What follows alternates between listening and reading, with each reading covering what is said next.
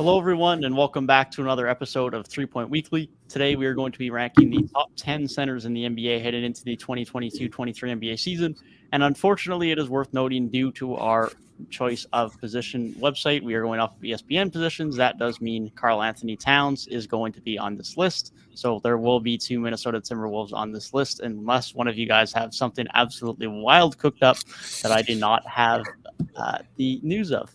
But nonetheless, we're going to start off with Tyrik this week, and we'll get his top 10, his number 10 shooting guard, or top 10 center heading into next season. Okay. Yeah.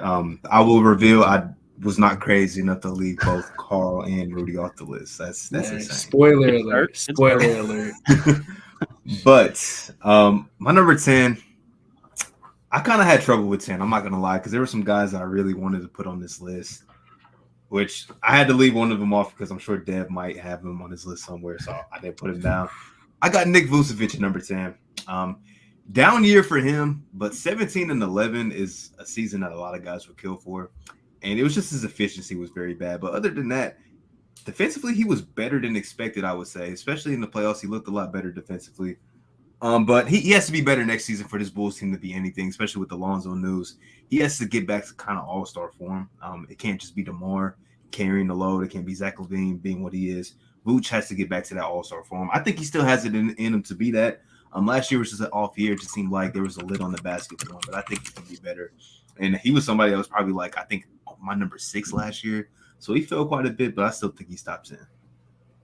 Yeah, definitely a down year for him last year. But like you said, there's a nice track record there for him. He's been very good in years previous, was much higher up last year, the year before that.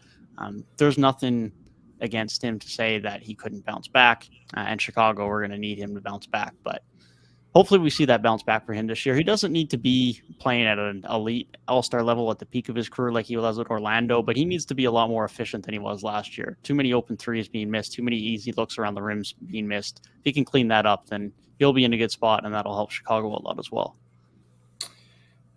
Ooh, yeah. So I can definitely see the argument for Vooch at 10. I think statistically and across the board, the guy I have at 10, in an average season, Vooch is probably a better player. But I think I'm high on this guy right now. At number 10, I have Christian Wood coming into Dallas. Obviously, he was supposed to be on my list last week, but ESPN will ESPN. Just Christian Wood, 18 and 10, so kind of similar to that 17-11, sort of same stat range. These guys are all at a really similar level. The thing with Christian Wood last year was he did have that efficiency that Vooch was lacking. And so 50% from the field, 39% from three on like 5 attempts. Like he was shooting actual volume and he was making them. So it's like really can space the floor, do things, especially coming into a situation in Dallas where maybe Luka might want to pick and pop. Maybe somebody on the perimeter he can kick out to, make the paint a little bit less clogged. I think he can serve that purpose really well there.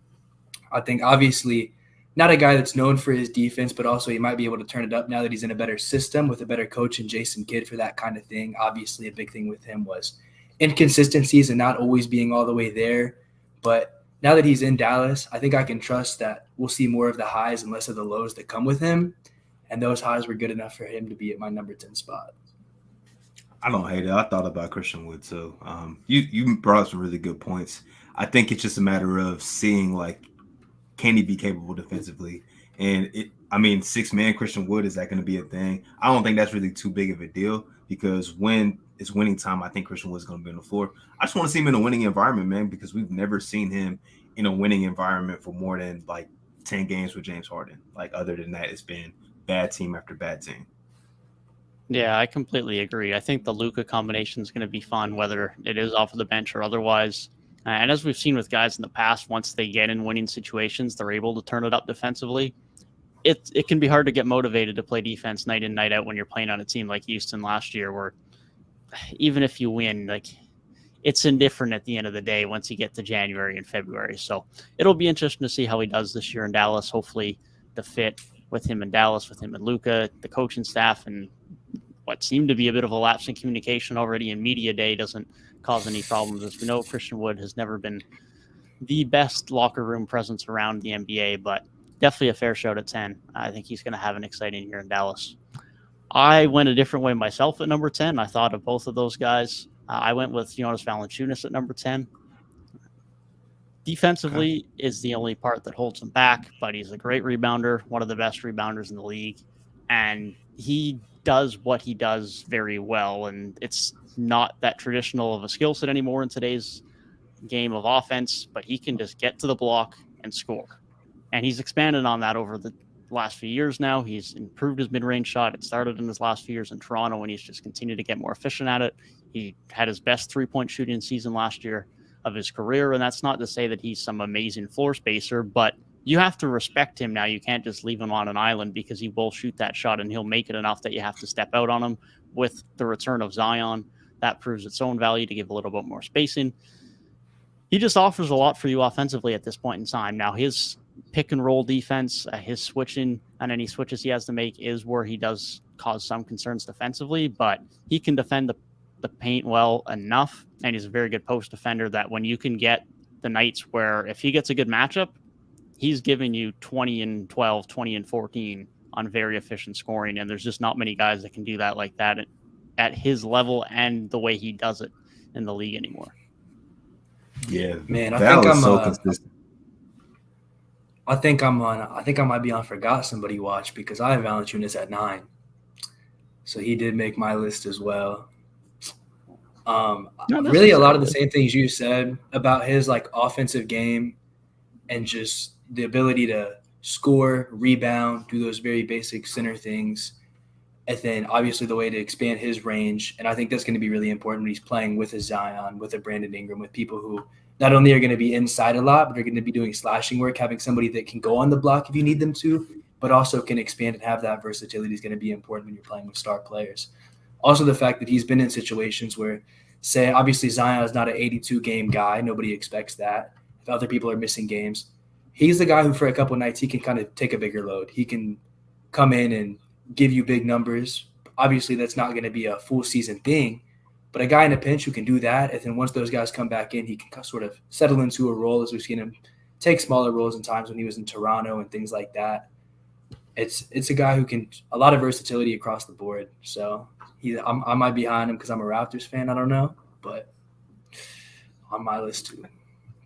I have him even higher than that, so I'll talk about him a little later. And I don't think you've forgotten anybody. I just think like the bottom part of this list is so interchangeable. Like, yeah, Christian Wood at 10 is not crazy. Val at 10 is not really crazy. Like, it's just so interchangeable. Like, that's why I have Val higher, because it's just like just small things that I kind of nitpick to push guys ahead and stuff. But my number 9, you knew he's going to be on my list, man. It's Time Lord. It's Robert Williams.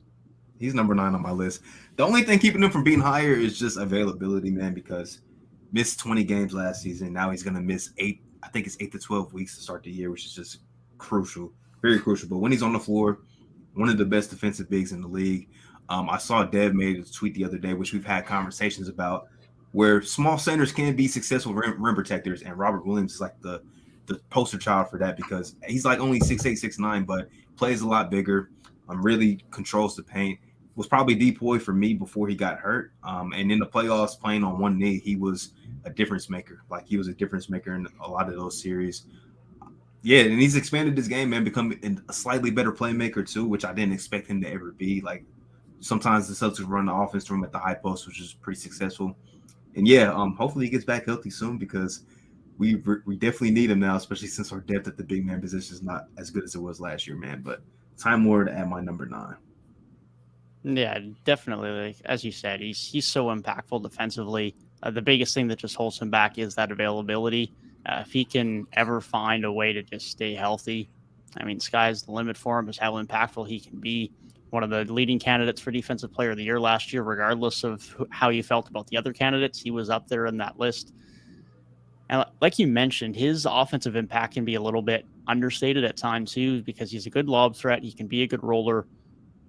But like, I'd honestly argue Boston should run their offense through him more than they already do. Like, he's a very underrated playmaker and passer. Like, he can create a lot for your offense through that high post, especially when you got good wings who can cut, like Tatum, like Brown. Now you throw Brogdon into the mix. Like, there's a lot of different sequences that you can run through there that Robert Williams has the ability to orchestrate well and pass well enough to get good offense out of that. So there's a lot more to Robert Williams' game than just I can protect the rim.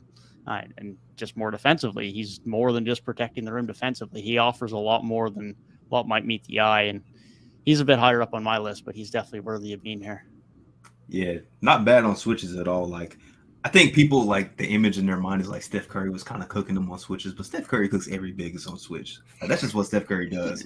But yeah, like for everything you just said, like Rob Williams provides that, and on such a team-friendly contract too. He's only still young, getting better. It's just health, man. That's just the main thing with him. It's just staying healthy. Like every single season, he's dealt with some type of injury, and it's gonna hinder him to start this year. So hopefully, this might be the last big injury that he has to deal with. Let's hope, man. Let's hope. My number 9 was Wendell Carter Jr. I had to have him somewhere on the list. Number 9 was as high as I could put him. Go ahead, talk yourself, man. He's such an interesting player to me because outside of maybe Towns, Jokic, and Embiid, no one else plays the game offensively like he does. He is a 270-pound center who was out here driving with quick first steps and hitting step-back mid-range jumpers. He's just an absurd talent. How he fits in and how he plays in this Magic offense will be interesting this year because now you add Banchero, you have the development of Franz Wagner. He's now back to the center position full-time with Mo Bamba moving back to the bench. So his role might change a little bit. But he can just offer so much to you offensively, similar to, as just previously mentioned with Robert Williams. He can operate very well from the free throw line, whether it be pulling up from the free throw line, whether it be catch and shoot, whether it be playmaking and passing for others. He can probably do it even better than Robert Williams can. He does it more than Robert Williams does. Not to mention the fact that, again, it's just absurd because he's 270 pounds, but he's so quick and effective at getting to the rim and creating his own look at the rim. He's not a big that needs the pick and roll or needs a post up to get his looks. In fact, he's probably in most categories that involve post up scoring or rolling to the rim. He's in the bottom half of bigs in terms of his impact there, but he's a unique center, man. And it makes him very hard to rank compared to others. But when you take that unique offensive skill set combined with the fact that he's not your prototypical elite shot blocker, but he still protects the rim well. He's mobile enough that he can switch well and defend well in the pick and roll. I mean, he played power forward last year for a reason. He was in like the top 50% of every position as far as how his relative to other bigs, how often he was defending them. Like he just guarded everything last year, and he did it well. He's a big reason why the Magic defense were good throughout the month of March before they started tanking. And I'm just interested to see how his growth continues. I think he's a really unique talent. I'm excited to see this Orlando team as a whole, but I think there's a lot of interesting possibilities with Wendell Carter Jr. in it. That's the conductor of the train, man. The conductor really of the is Wendell the Carter hype train. I saw that you were like video coming soon, and I'm like, yeah, been waiting for this one. Yeah, but I've heard all this talk. Like, I'm honestly, I can admit, I'm not too tapped into the details of Wendell Carter. He's not on my list. Kind of just from not seeing a lot live, I can't really make the best judgment, I don't think. Obviously, Orlando is not getting a ton of my attention last year, but I think he can definitely grow and he can move up this list quite a bit. I mean, there's obviously other guys on that team, but I think there's going to be a lot more eyes on him. And also, I mean, there's a lot more guys on the team, but a lot of them are new and still trying to figure out their roles. He's a guy that's kind of been there for a while, and he might be able to take over a little bit as that process sort of goes forward. So, I mean, I'm excited to see what he can do. You've obviously hyped me up on him a ton. So I think I would definitely be looking at him once this season begins. My number 8, though. Go ahead. I was just going to say, since I don't have him on my list either, I think there's no reason for Wendell to not jump up to like 18, 19, maybe even 20 points a game. Like, I think he has that type of talent. Because what he did second half of the season, I think the only thing that kept him off my list is I wanted to see that for a full season. And I think we have the opportunity to see that a full calendar year for Wendell. And, you know, we talk about the Magic a lot. Like, they're going to be an exciting young team, even if they end up not being as good as we might expect. I think they'll still be fun to watch them grow as a unit. Well, Markel Fultz says they're going to be the 4 seed. So. I'm so mad he got hurt, man, because I have this Markel agenda that I'm pushing so heavy, but now I gotta wait till he gets back. When the Pistons got the 5 seed, it really could have been Markel versus Cade in a number 1 pick battle in the first round, but we didn't get it. We did not get it. I hate to pick between the two, man, because I love Cade, but I love Markel too. Yeah. So my number 8's a player that's already been talked about pretty extensively. It's Time Lord, man. I think I don't have a ton to say since we already talked about him quite a bit and everything he does. But I think it does make a big impact when you miss that many games and people are still arguing that you should be Defensive Player of the Year. Obviously, what you could argue is the best defensive player on what was the best defensive team in the league by far, doing everything that he was doing at a smaller size than most centers. And still, like you guys said, underrated on the offensive side. Great lob threat. I mean, he made like 73% of his shots last year. If you're making 3 out of 4 of your shots as a center, I mean, who cares what your game is? That's efficient. You're efficient in your role. And obviously with his defensive impact, like he's been a very large difference maker for this Celtics team. And if he was healthy, who knows? Maybe the finals, I don't know if they win the finals, but it might have even been closer than it already was at 6 games. So just the fact that he can be such a needle mover already, even while not being healthy all the time. And obviously Tyrik pointed out how much of a difference maker he still was, even playing on one leg. He's super impressive for me. Yeah. Glad to see Time Lord getting the love, man. Glad to see it.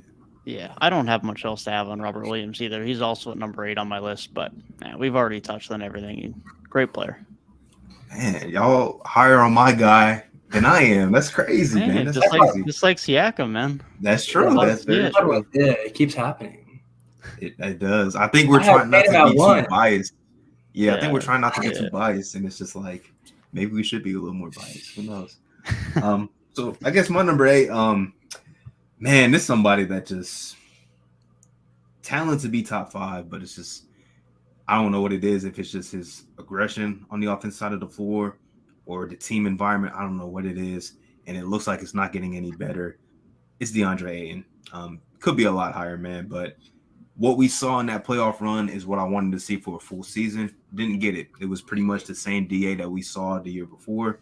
And really, since we've seen his whole career, man, like he's going to get his numbers. He's not going to get to the free throw line. And that's really that. He's going to get his double-doubles, and that's it. It's just I don't know if there's really too much to say. The environment in Phoenix is just not looking like it's getting any better. He seemed like, I got my bag. I still don't want to be here, but it's whatever. Jay Crowder wants out. Like, it's not looking good for Phoenix. I'm going to just say that much. And if that's the case, because this team really rides on how DeAndre Ayton is playing, I'm not too confident in them, and I'm not too confident in him because, you know, in the playoffs, like he dominated that Pelican series, but then after the first couple games of the Dallas series, it's like, where's DA? Like, didn't see DA really play like to that level the entire rest of that series, and they needed him bad, and he wasn't there. So, you know, kind of a disappointing number 8. I think he could have probably even been a little lower for me, but I'm gonna put him at 8. Yeah, I think you summed it up well. Like the environment in that Suns organization right now is tough, and that's obviously playing its part. The rest of it then is DeAndre Ayton not aggressive, or is he not getting the opportunities, or some combination of both, which is probably more likely. But I think at this point in time, I can probably speak for the majority of the NBA community that we want to see DeAndre Ayton in a new environment where he can get more touches. Hopefully he can be more aggressive, and it's a more positive environment for him where he's a little bit more interested and enjoying playing basketball a little bit more, because it just looks at this point in time like that relationship is too strained to be recovered regardless of what happens. Hopefully we end up getting proven wrong, and hopefully he has a great season. As you mentioned, great talent. Still had a good year last year, but there's more there. We just haven't seen it yet, and that's the frustrating part. Yeah, and this is the thing for me that kind of tore me about Media Day was they weren't giving those fake answers that we usually get, like, oh, we're fine, blah, blah, blah. They were saying straight up, like, yeah, I have not talked to Monty, and Monty's like, I haven't talked to him either. This is the last thing I'm saying about it. And it's just like, you don't usually see that from coaches in front of the media, like saying, like, basically straight up, like, nah, this, like, we're not talking, basically. And it's just, that's bad, man. Like, it's very bad. And they could have lost him for nothing, which I guess is kind of better that you still have the opportunity to trade him and maybe get some value back. But what is that value going to be? I'm not sure. So when we get to like ranking the teams going into the preseason and stuff, I don't know where the hell I'm gonna have Phoenix, man, because it looks a mess right now. Yeah, I feel that.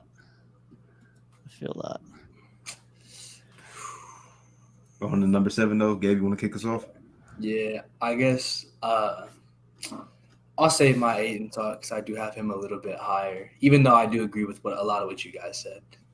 My number 7, him and I guess spoiler alert, him and DeAndre Ayton were super close for me. I have Jared Allen at 7, and so obviously Tyrik, you're gonna have Allen above him. Perfectly understandable. Like I said, I think before we started, I said my 6 and 7 were my 2 closest. But I think with Jared Allen, obviously very great at what he does.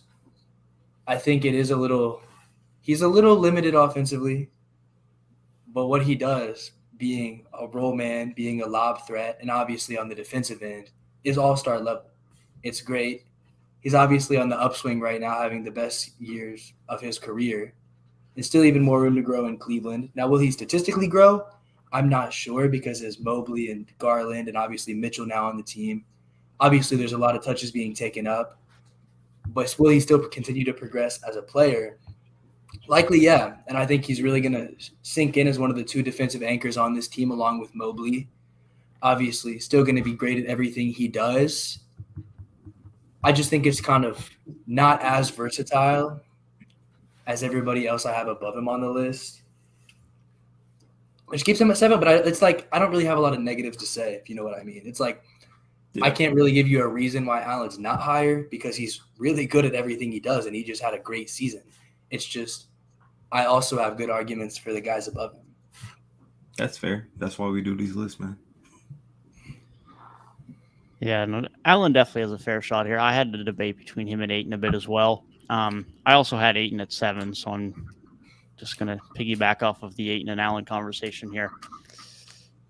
My problem with having Ayton over Allen was if Ayton performed the way I think he can, then he's better than Jared Allen.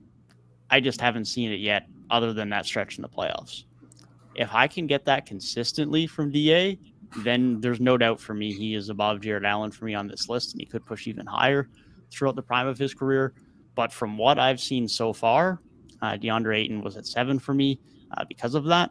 I'll talk about Jared Allen a little bit more later when I get to where he is on my list. But like you said, Jared Allen, he's very good at what he does. I think he is a little bit underrated sometimes offensively. He's not just purely a role man and an offensive rebounder. Sure, he's not the most versatile offensive talent at center, but he can do a little bit more than what meets the eye sometimes as well. But he was an all-star for a reason last year. He's a great two-way center.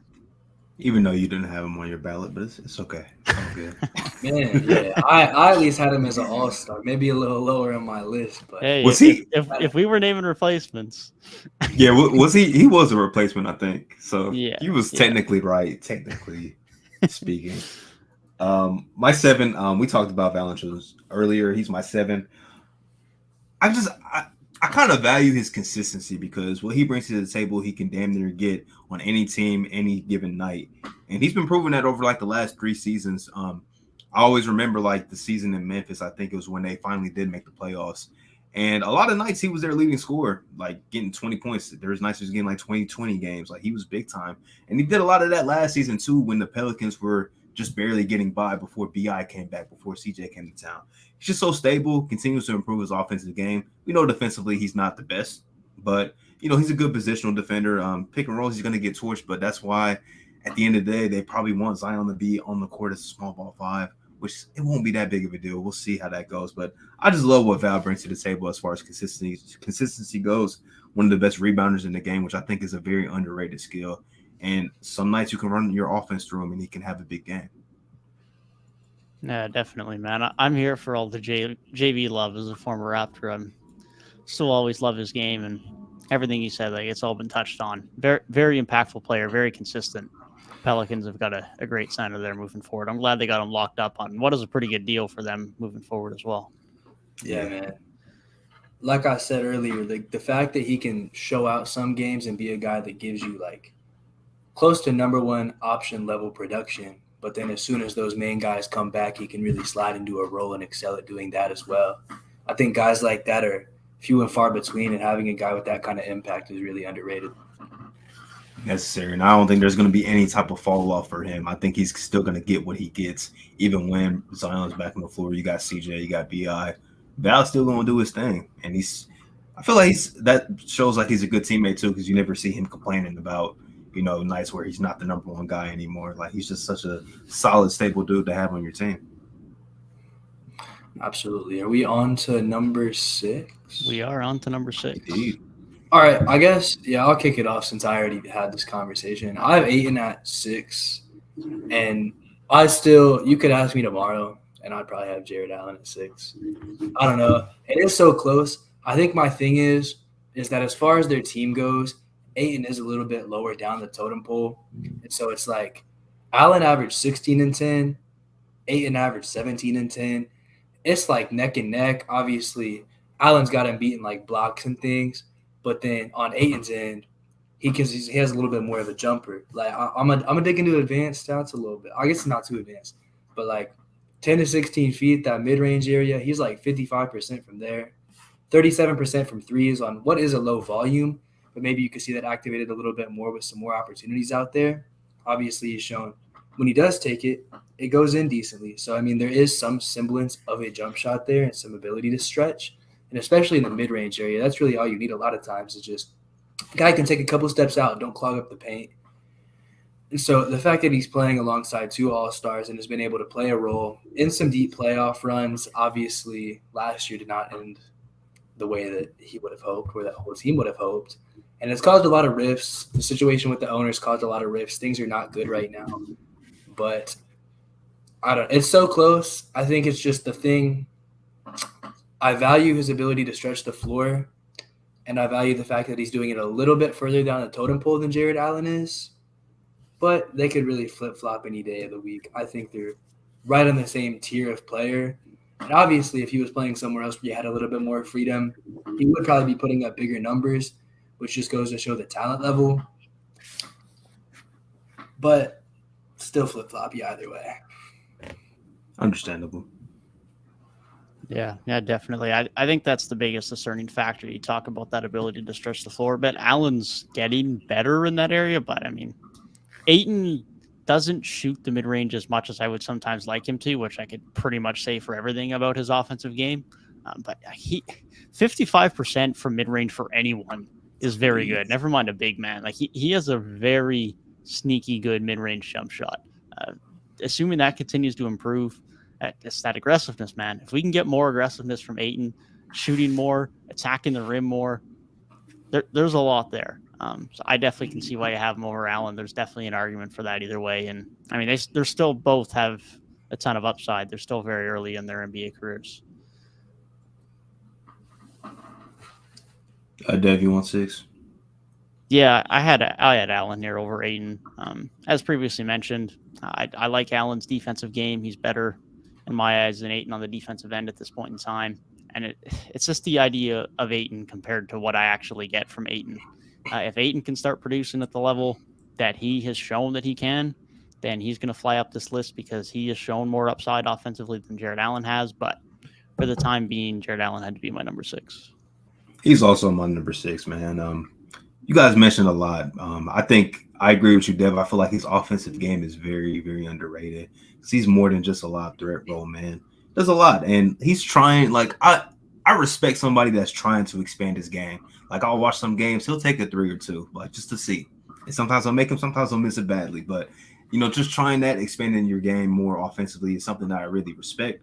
And really, what really put him like over Ayton, over Valanciunas, really at this spot for me was the fact that when he went down, the Cavs completely tanked as a team. Like they just were not as good.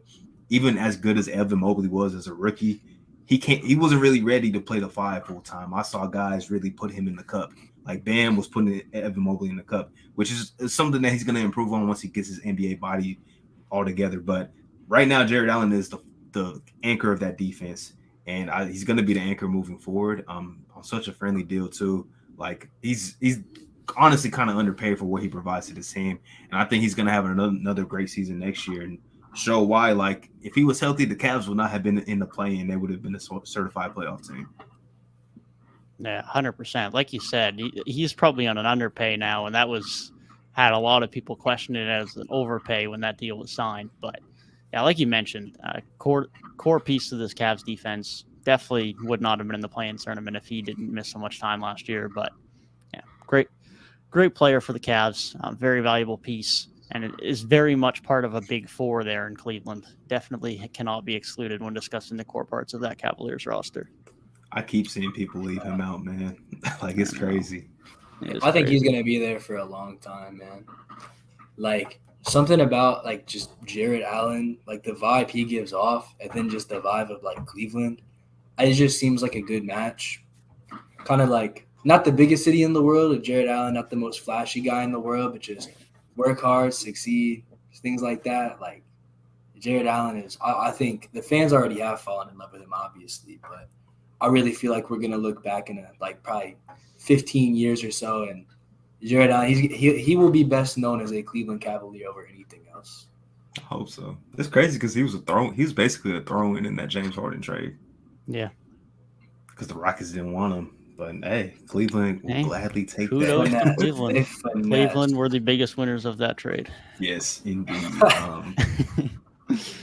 Top five. The definitive top five of the center position. We all have the same top five. We really might. I'm not gonna lie. I wasn't even saying what I'm saying. It's the same five guys for all. Yeah. Oh yeah, it should be. So, yeah. It is the same. It's the same five guys because we all have everybody else below out of the way. Five guys. I think, to me, 3 through 1 is cemented. I think 4 and 5 is the only debate. I feel like Dev's gonna throw a curveball like he usually does. I debated 3 through 5. I never once thought it was a 4 and 5 debate. I think it's a 4 and 5 debate. Well, start us off, Gabe. Who do you got at 5? Rudy Gobert. Ooh. Okay. Rudy Gobert 4. I mean, at 5. Sorry, that was that. No Gobert love. Gobert is at 5. Gobert is at 5. Obviously, carries a defense through the regular season. He's a walking top 5 defense when he's on your team, basically. Does a lot of really, really great things on that side of the floor. However, this playoff thing is a real thing. Is that a product of the Jazz's system that he gets exposed in the playoffs? Yes. We have yet to see. There's a good chance, but we are yet to see. I think there's still a little bit of unprovenness there. I think he could be more versatile on the whole, which is why I have a certain other guy over him, because I think that guy's defensive versatility is a little bit better for playoff matchups than I think Rudy Gobert's style is. On the offensive end, obviously there was some questions there. Limited offensive game. But on the same token, there was the thing with him and Donovan Mitchell and how Donovan Mitchell literally passed to the other team more than he passed to Rudy Gobert. So it's like also not really a ton of opportunity to maybe be the best version of himself on offense. Now, obviously, that's not going to be putting the ball on the floor or anything like that or any sort of shot creation. Probably not much of a post game, but just being in the right position for dump-off passes, for lobs, pick and roll action, just like all across the board. Obviously, we have not seen the best version of him. But what we have seen, and where my lists are a little bit more tailored towards playoffs, Rudy is at 5. You want to go first, Dave? I will go first. I feel like this might be low compared to where you guys might have him. I have Karl-Anthony Towns at 5. That's the curveball. That's the curveball. Cat at 5 is kind of crazy. I ain't gonna lie. That's the curveball. But speak your piece. I'm a reasonable guy. Speak your piece, man. I definitely struggled between 3 through 5. My valuation of defense definitely shows through here. Cat had a great year last year. No doubt about it. He had a very good year. Improved defensively even. He is still no elite defender by any means, but he looked better defensively than he ever has. Until the playoffs at least. And then that was of concern, and that's something we're going to have to see moving forward, specifically as he moves full-time to the 4.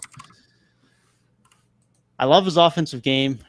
I just value the defense of the 2 guys I have ahead of him, and they still give me enough offensively. Now, within a month or 2 into the season, could he slide up to number 3? Certainly. But his defensive concerns to me really did concern me last year during the playoffs. Now that, even though this is a center list, positionally he is going to be playing power forward next year for the majority of his minutes.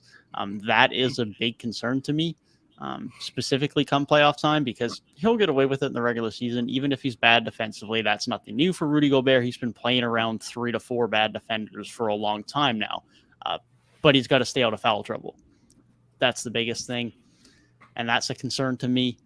But there's no doubt one of the best shooting big men, one of the best scoring big men. He's a very elite offensive big and will go down as one of the best of all time.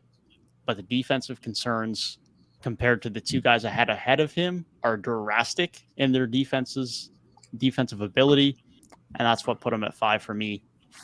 But it's very tight. 3 through 5 for me was definitely tight. It was not a 4 through 5 debate for me. I'll say that much. I like it. I could tell the way your list started with having Val at 10 and you talked about his defense. I could tell that's kind of where you were going. I didn't think Cat would be at 5. I thought he would probably be at like 4. I understand for sure. I guess I'll save my Cat talk, but you made some very good points. I will say that. I just value defense a lot at the center position. I usually value it a lot at pretty much every position, but yes, I've broken from the mold for a while, for a bit more than I used to be, but for a long time, I've been of the opinion of that it is very difficult, if not impossible, to win at the highest level in the NBA without having a good rim protecting center. The Timberwolves were a part of that group before they got Gobert. Denver, I'm starting to change my mind on that because Jokic is a okay to good defender now, at least as elite as he is offensively. But it's tough when you're a big man, and we're talking about centers and lack of defensive ability. That's a position where I struggle to deal without defensive impact. I mean, even when you talk about a guy like JV, like he's impactful, but even as we're talking about him today, we're talking about the fact that Zion might be having to play small ball 5 in the last few minutes of games. And that matters to me. So Cat, great player, but I had to put him at number 5. I respect it. Yeah, we still have to see him be able to improve himself as at least a capable defender, like an okay defender at best, for them to have any chance of being a championship team. Me and you think, I don't know about Gabe. I don't think he's on the bandwagon yet, but we think the Timberwolves are going to be really good in the regular season, but playoffs is where we're like, they're probably not going to be that damn good. So, I don't think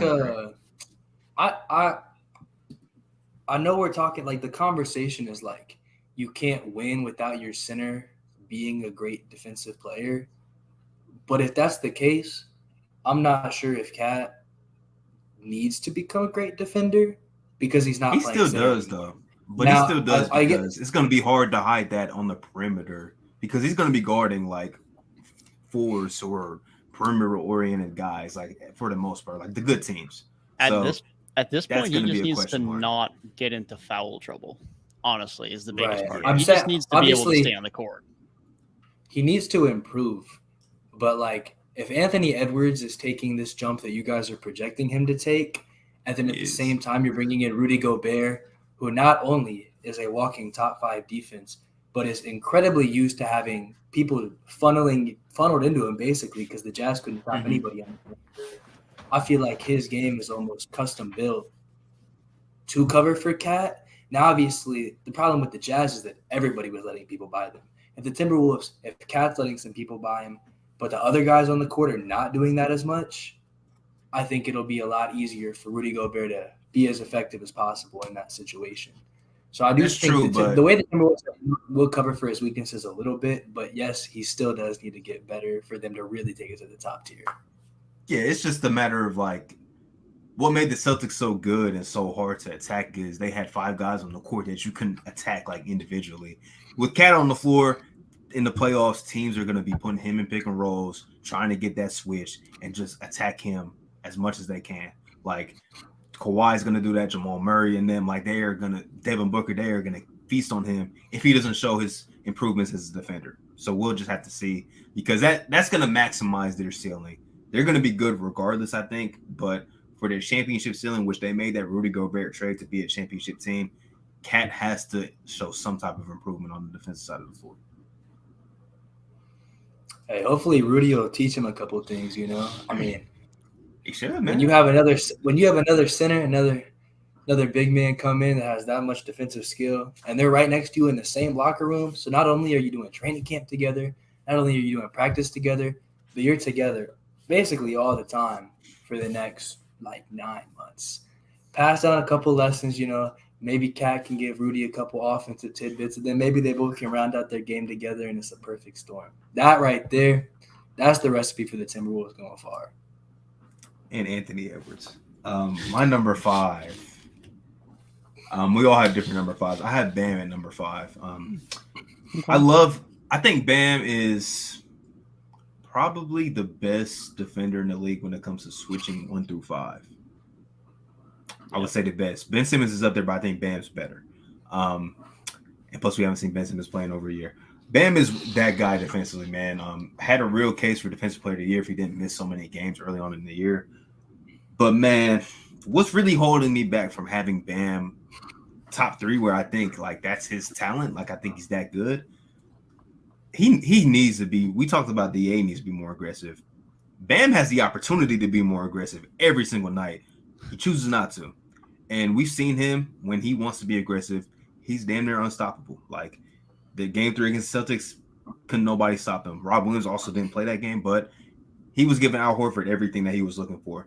Bam could do that, I think, every single night. Maybe not, 30 points a night, but he should be up in 22, 23 a game, taking more than 13 shots a night. He should be better than that, man. And especially since the Heat didn't make a lot of additions in the offseason, they should be hoping, and Bam should be trying to become the bona fide best player on this team. I think that should be his goal. I think he has that talent to do so. They already run the offense through him. Just do a little more shot creation because he can do it. He has it in his bag. I'm not asking him to take more 3-point shots. I just want him to be more aggressive, man. Put up more shots. Get to 15, 16 attempts, maybe 17 if you're feeling greedy. Do that. He should be able to do that because talent-wise, he should be the best player on the team, but it's just his mentality right now is he's trying to be what Jokic used to be. Jokic used to get dogged for, man, why are you only taking 10 shots a game? And then Jokic finally started taking over. He became the MVP. I'm not saying Bam's going to become the MVP, but he can become a bona fide all-NBA talent if he wanted to. Yeah, definitely. If I remember correctly, he said something to the extent on Media Day of wanting to take 17, 18 shots a night. And as you mentioned, there's no reason why that shouldn't be the case. I mean, we're talking about a guy who has good offensive talent who took under 10 shots a game last year on average in the playoffs. That just can't happen. As you mentioned, probably the best 1 through 5 defender in the league, and I'll talk about Bam more later when we get to him on my list. But just needing that more aggressiveness from him. He has the ability, but similar to DA, just to a more of extent, like you said, just need that aggressiveness from him. Yeah, Bam. I have him at 4, so I guess I'll go ahead and take over that Bam conversation. That's kind of why I had him over Rudy at the end of the day, is that switchability. And I think when you really get into those playoff series, especially deep against the top teams, they're going to be looking to switch. They're going to set picks, and they're going to do things like that and attack certain people and attack certain concepts. And Bam is a guy that you cannot really expose on defense. Obviously, he's not guarding Steph Curry for 24 seconds. He's not guarding Kyrie Irving for 24 seconds. But just the fact that he's so versatile from there, obviously he can protect the paint. I mean, you think instantly to things like the block against Jason Tatum, game-saving block. He can do stuff in the paint. But then also the fact that he can go out and switch and do things out there. It's if you said who's a better defender, Rudy or Bam, Rudy. Rudy is the better defender. Obviously, Rudy is probably the best defensive big man in the league. Obviously, there's an argument to be had there with some other guys, if you consider Giannis a big man or other things like that. But Rudy, world-class defender. Bam's, I think it's built a little bit better for what I like. While on the other hand, even in a lesser sort of aggressiveness than we'd like, he's still a much better offensive player than Rudy, in my opinion. has a little bit of that mid-range game, not as much as like an Ayton, but sort of out there, and then still does a lot of things on that side of the ball that Rudy doesn't do. And so it's like, if Rudy's defense is here and Bam's is like here, I think that Bam's offense is like here and Rudy's is like there. So it's just like splitting the gap sort of. And that's why it's close for me, but I'm taking Bam over Rudy. Yeah, definitely. As you said, Bam's offensive game is significantly better than Rudy's. I think there's an argument for Bam's defense as a whole being better than Gobert's anyways. Rim protection-wise, Gobert's got him, but everything else, Bam has got him. So I think there's an argument either way there. But as you said, very impactful player. Tyrik touched on it as well. I'll touch on Bam in a minute because I have Rudy Gobert at number 4. I also have Bam over Gobert. As you mentioned, just Gobert is a very good rim protector. Still good in other facets of defense when compared to other big men. But, I mean, when you're that tall and that long, it's going to be tough to keep up with guards on the perimeter and to be a great pick-and-roll defender. He's still fine. He's not getting exposed as much as someone like JV, who we're talking about on this list earlier, in pick-and-rolls, but obviously not his strong suit. He's best sitting in the paint and protecting the rim, but he's arguably one of, if not the best in NBA history at protecting the rim. He's that special of a talent, and that put him over Towns for me. Debatable, certainly, but he instantly makes this Minnesota team probably a top 5 defense next year with the other pieces to have around him, and that's why I'm so high on the Timberwolves in the regular season. So I had to put Gobert at number 4 ahead of Towns.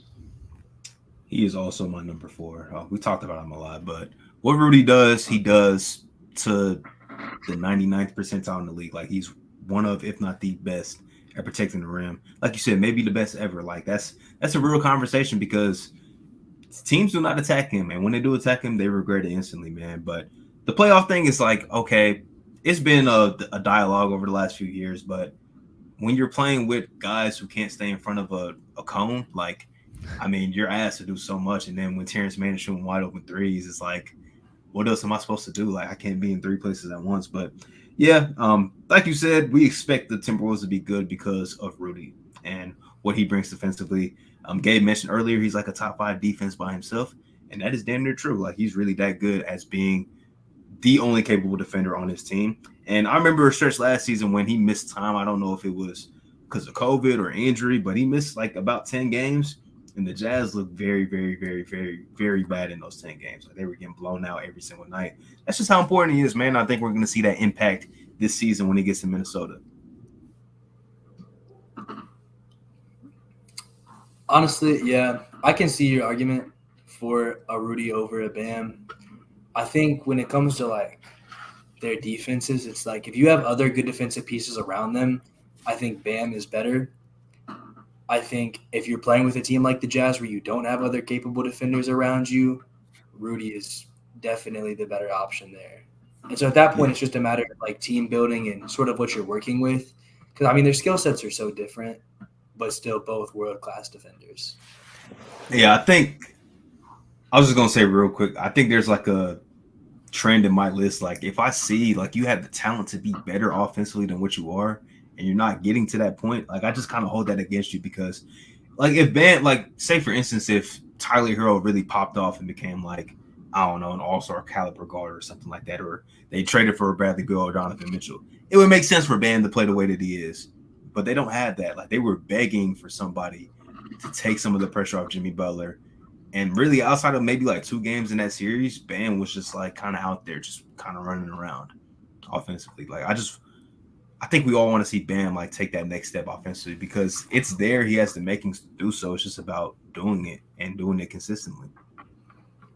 Yeah, I completely agree. Hopefully he gets there. I mean, he's still only 25. He's still a couple of years away from his prime. It's still possible. But I just want to make one more point to your point, Gabe, talking about Gobert elevating the team defense more. Like, it's a little bit simplified, but I feel like Gobert can make a bad defense good much better than Bam can. But if you have a decent set of defenders around as an individual defender, Bam can make way more of an impact than Rudy can with his versatility. if you don't have pieces, then yeah, Bam's not going to do as much. Rudy can make a bad defense like Utah better. But if I have a team that's at least middle of the pack defensively, Bam can just do so much more for you from that versatility standpoint than Rudy can. That's a great point. Yeah, we see that parallel a lot. Like, you know, we see that like even on the offense side of the floor. Like some guys are top 10 offenses by themselves. Like Trae Young is that kind of guy, but you might rather have some other dudes like in certain situations. Like it's just a matter of the fact. But yeah, top 3 now. Is that where we're at? Top 3 is where we're at. Yeah, you guys all of our case top for 2. Cat? Yeah, all of our top 2 should be the same. So I think we know Dev's got Bam. We talked about Cat for like 30 minutes, man. We That's did. true. We talked about Cat all the time. Yeah, Cat, he's at a 3. I think it's just like his offense is just so good. It's like it's just all time stuff. And when you're doing all time stuff, I gotta recognize that. I mean, people like talk all you want about Anthony Edwards and his potential. Cat was the best player on that team last year. In the playoffs, he still was getting his shot off. He shot 45% from 3 in the playoffs. Like, that's not regular stuff for big men to do while still shooting like 48% overall. So he doesn't sacrifice the inside game too much. He's still very capable, very good there.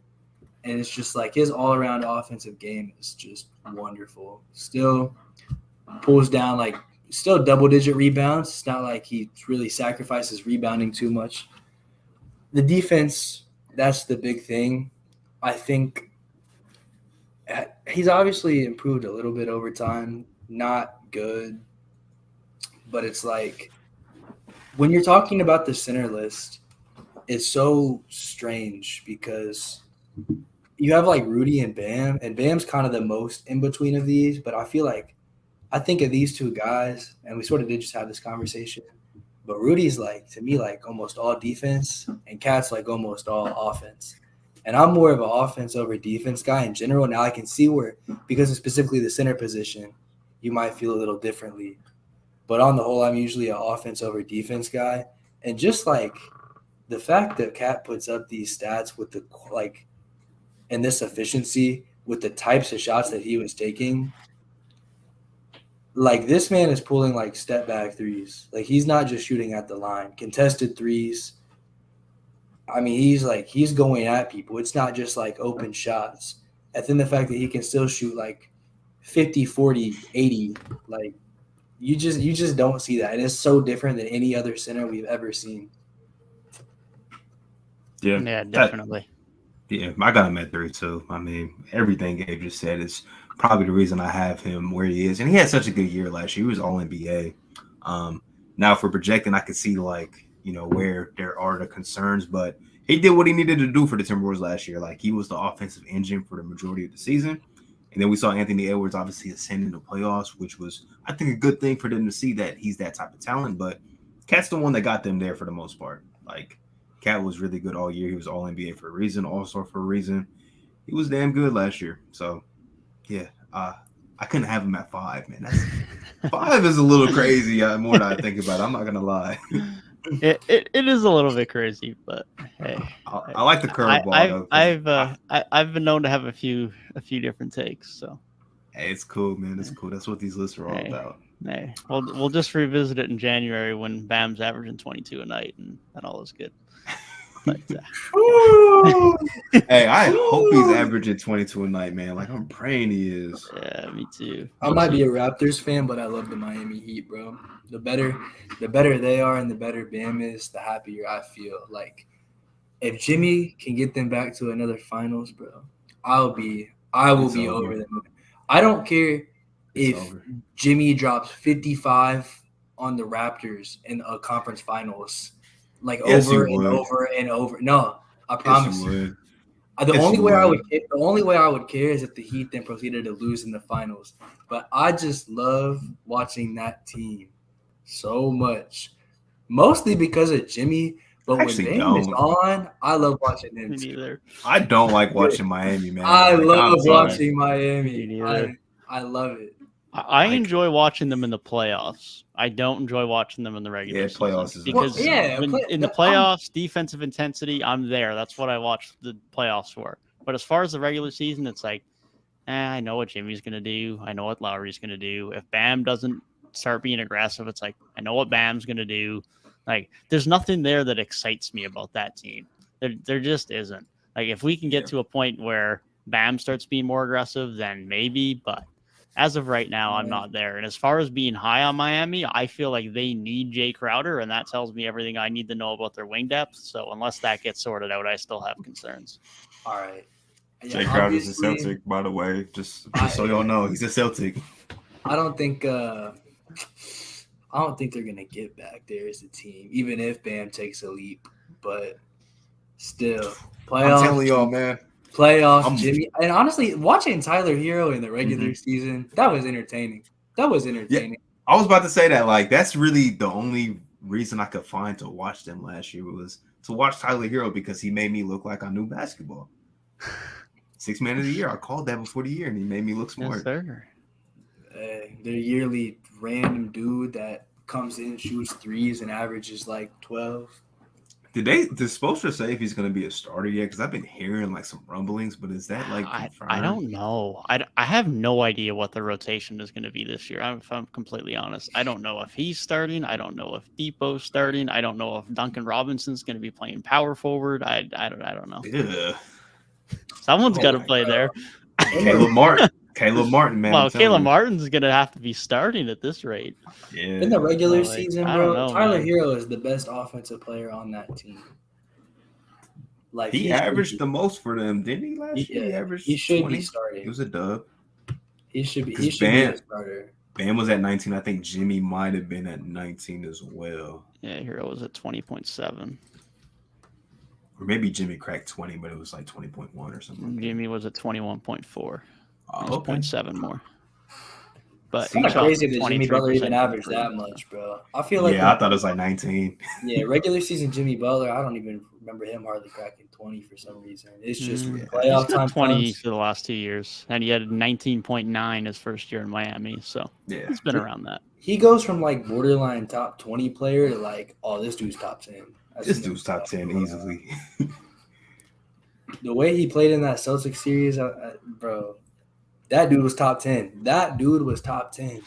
Or he was playing on a bad knee too. Because game 3 he went out. Like he had an injury. The way that he was playing, like dare I say he was playing at a top 5 level. Now, can I say he was a top 5 player?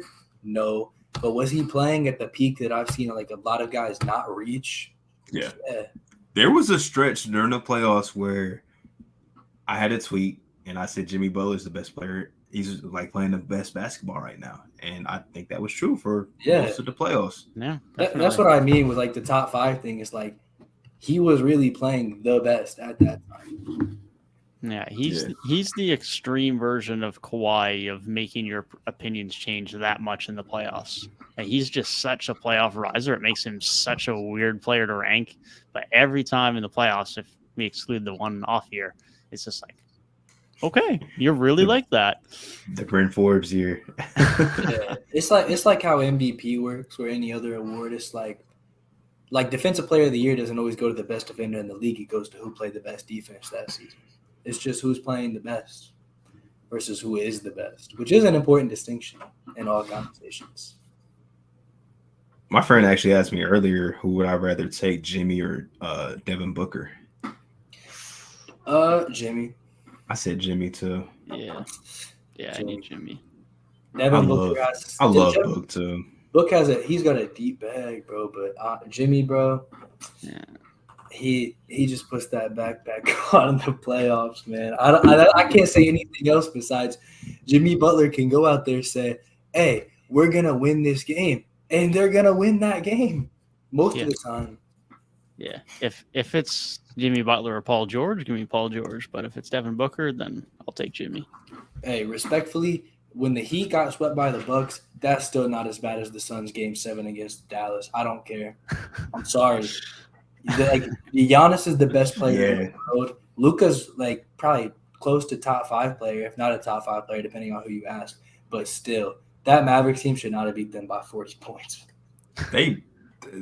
And what's even killing me even more, like their media day, they were just like, "Yeah, we lost." Like, come on, y'all should be talking like we got embarrassed. We're trying to come back with a vengeance. Like, y'all should at least be talking like that. But you can just tell like the morale in that organization. Yeah. I know they're also going through the stuff with Sarver and all that, but I just think basketball wise, the morale is down still. So it's just like, yeah, they're not looking too hot, man. At least Sarver's selling. At least he decided to sell the team. Now he should have been forced. That's just my Yeah. Adam Silver disappointing me. At least he is like he'll be gone. That's at least somewhat a positive.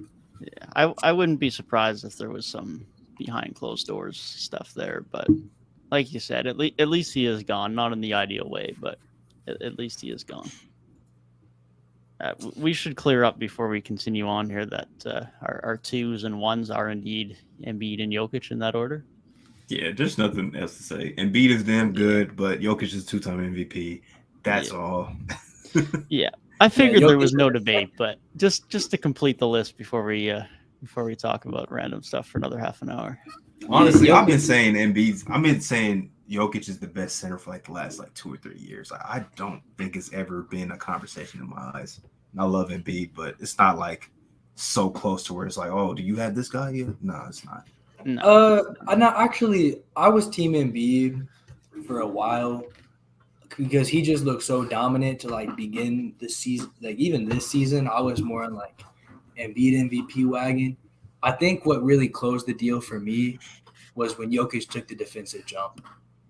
Because it was Embiid was that guy on defense, but then he also, obviously he wasn't Jokic on offense, but Embiid was really good on offense, super dominant player, good post game, could stretch a little bit. Obviously you saw the playoff shot he hit against the Raptors, where that series is going to 7 likely if he doesn't hit that. That's big time plays from the 3 as a center. That's big time stuff. So more versatile than you might think originally, plus the defense. But Jokic, just the powerhouse and the fact that he can carry an offense by himself, coupled with that defensive jump he took, was enough for me to say at least that he's pushed over the edge and clearly the best now. But really, until he took that jump a year ago, I was more of an Embiid guy. So I can't say I've been on Jokic for years like you guys may have. But it's Jokic now. I'd say I've been Jokic pretty much the same timeline since he took that defensive jump. I'd say the last 2 years, pretty much in line with that defensive jump. Although when saying that, I was at one point in time last season team Embiid for MVP, but that didn't sway who I thought was the better player. Yeah, I have tweets saying Joel Embiid is right now the best player in basketball last year because he was at a point. Yeah, then it changed. Yeah. That's what that is. It's such a stacked position, especially at the top. But those 2 are 2 of the best 8 players in the world right now. They're both damn good. Definitely, man. Definitely. And once again, the top of the list. Top of the list, no debate. That does wrap up all of the top 10 lists. That does. Yeah. Which list do you guys think is the strongest? What's the best 10-player pool out of all 5 of the lists? It's either center or point guard off the top of my head. Yeah, I mean the number 10 point guards were SGA, and De'Aaron Fox, and that's all guys that could be all-stars this year. SGA and De'Aaron Fox are better than Christian Wood, Valanciunas, and Vucevic. Yeah, power forward is by far power forward worst. Was definitely worst. The power forward was the worst. I think there were 8 really good power forwards, but there was 9.5 all-star point guards. LaMelo didn't even make my list, and I think he was an all-star last year. Yeah, he was not on my list. So yeah, point guard had all-stars not on the list. I think my favorite list to make was still shooting guard though. Shooting guard. I thought that was a fun one because we all had the same number 1, but everything after that. Hey, small forward was my favorite, honestly. Small forward was fun, especially you guys pushing those Anthony Edwards agendas. Us all having a different number 1. That might be the only list where we all had a different number 1. Because point guards, both had Steph. Everybody had PG. Yeah. I think everybody had Giannis and everybody had Jokic. So. Yeah. Sorry, y'all. I had to be different on the point guard list. Yeah, don't Yeah, worry. I'll probably be Luka 2 months into the season. So I'm telling you, he's in shape now, I man. respect you guys. Scary. I respect your guys' opinion, but can he shoot from the logo? I don't know. Yes, step back from the logo. Hey, not like Steph. Nobody's like Steph. I saw a comparison that was like, oh, the next generation is gonna take over, and it had Trey with Steph, and I'm like, bro, come on, get out of here. What was like the craziest like moment that we had where it's like you got this guy this low? Because Cat was one of them, but I think there was one that was Donovan like Mitchell. worse. I had at 6. Mitchell at 6 was That was another low one. I Mitchell think I at 6 had was most wild. of the big surprises, to be fair. Mitchell at 6 was wild. I don't know if I had Power anything. Maybe forward. I think me having Jason Tatum at 1 is pretty surprising. I don't think so. I thought Yeah. about it for a That's second. fine. I had Sabonis at 8 as well. That was the lowest anyone had him, but Gabe had him at 7. So that wasn't as outrageous as some of the other ones. Didn't you have DeMar super low too? I had DeMar at 6. And Gabe had him at 7. Yeah. Yeah, that's not. And you had him at 5. I think Towns and Mitchell were the only 2 that had multiple spot gaps before the next person had them. I think Mitchell was the one that had me like, whoa. Whoa. Well, that was the other one was Gabe having Garland at 8. And then Gabe. I had him at 6 and you had him at 5. You had Garland at 8 with Drew Holiday at 7 and Kyrie Irving at 6 Gabe was hungover when he that made was that the list. other one. What? there was 3 picks that had multiple spots until he was named again. No. That was one. Listen, the Darius Yeah, Garland thing, bro. Listen, It was a mistake. We know. No, you got to stand on it. You got to stand on it.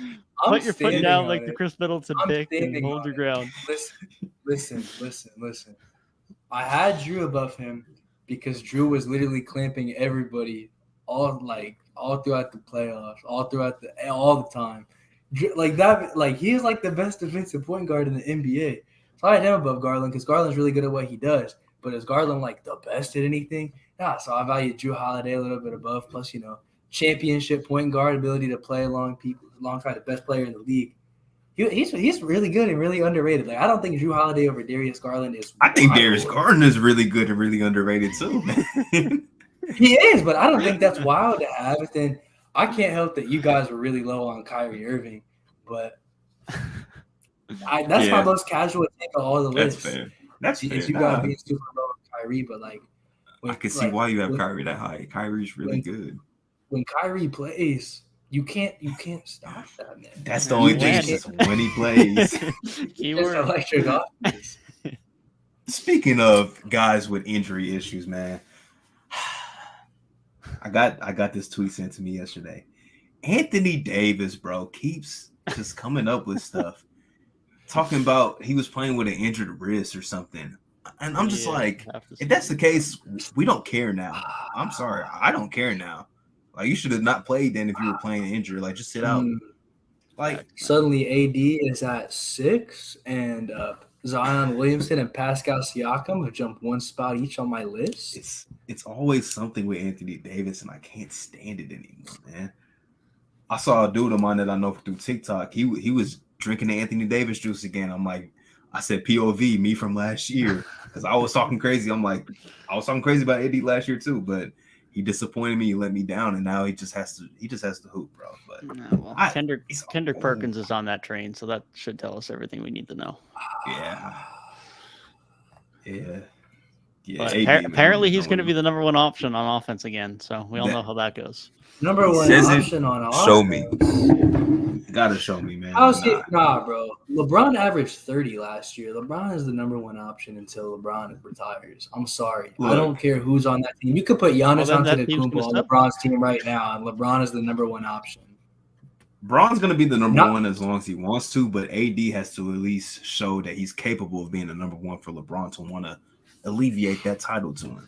but I don't think that's happening, man. I can't trust Anthony Davis. Can't trust him anymore, man. Like he's just. Dev said something about somebody earlier. I think it was about DA that the idea of him is better than what he actually is. Same thing with Anthony Davis. Yeah. I've seen LeBron on Twitter, bro. If AD gets injured again, LeBron's probably gonna say, "Screw this whole basketball thing," and he's gonna come play. He's gonna come play football for the Buckeyes. He's gonna do something like lacrosse or something like that. He's coming back to play tight end, bro. I'm telling you, he's coming back to play tight end. Case Stover, Sam. I'm sorry. He's gonna be gone. He's gonna get drafted at this rate. He's a fourth. He might. He's gonna get drafted. I forgot about that. LeBron's gonna come in and he's gonna play tight end because you know what's funny about that tweet? Him, you know who can? Ryan Day can put pieces around him. That's true. You know what's funny about that tweet though? LeBron was definitely just looking for attention because he knows damn well J.R. Smith did the same thing. Yeah. I was about to say he was just and you do that, and some people were like, some people were in the replies like, "Oh no, you can't do that. Once you become professional in any sport, you're a pro athlete." And I'm like, "No, you just can't play the sport that you played." Yeah. I'm like, yeah, like J.R. Smith just did that. Like, what are you talking about? Unless there's some like low key stuff about like college football that you got to be a certain age or something. I don't know, but I wouldn't think there is. I doubt it.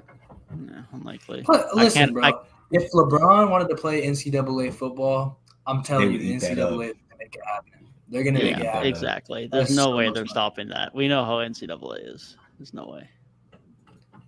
No way. More money.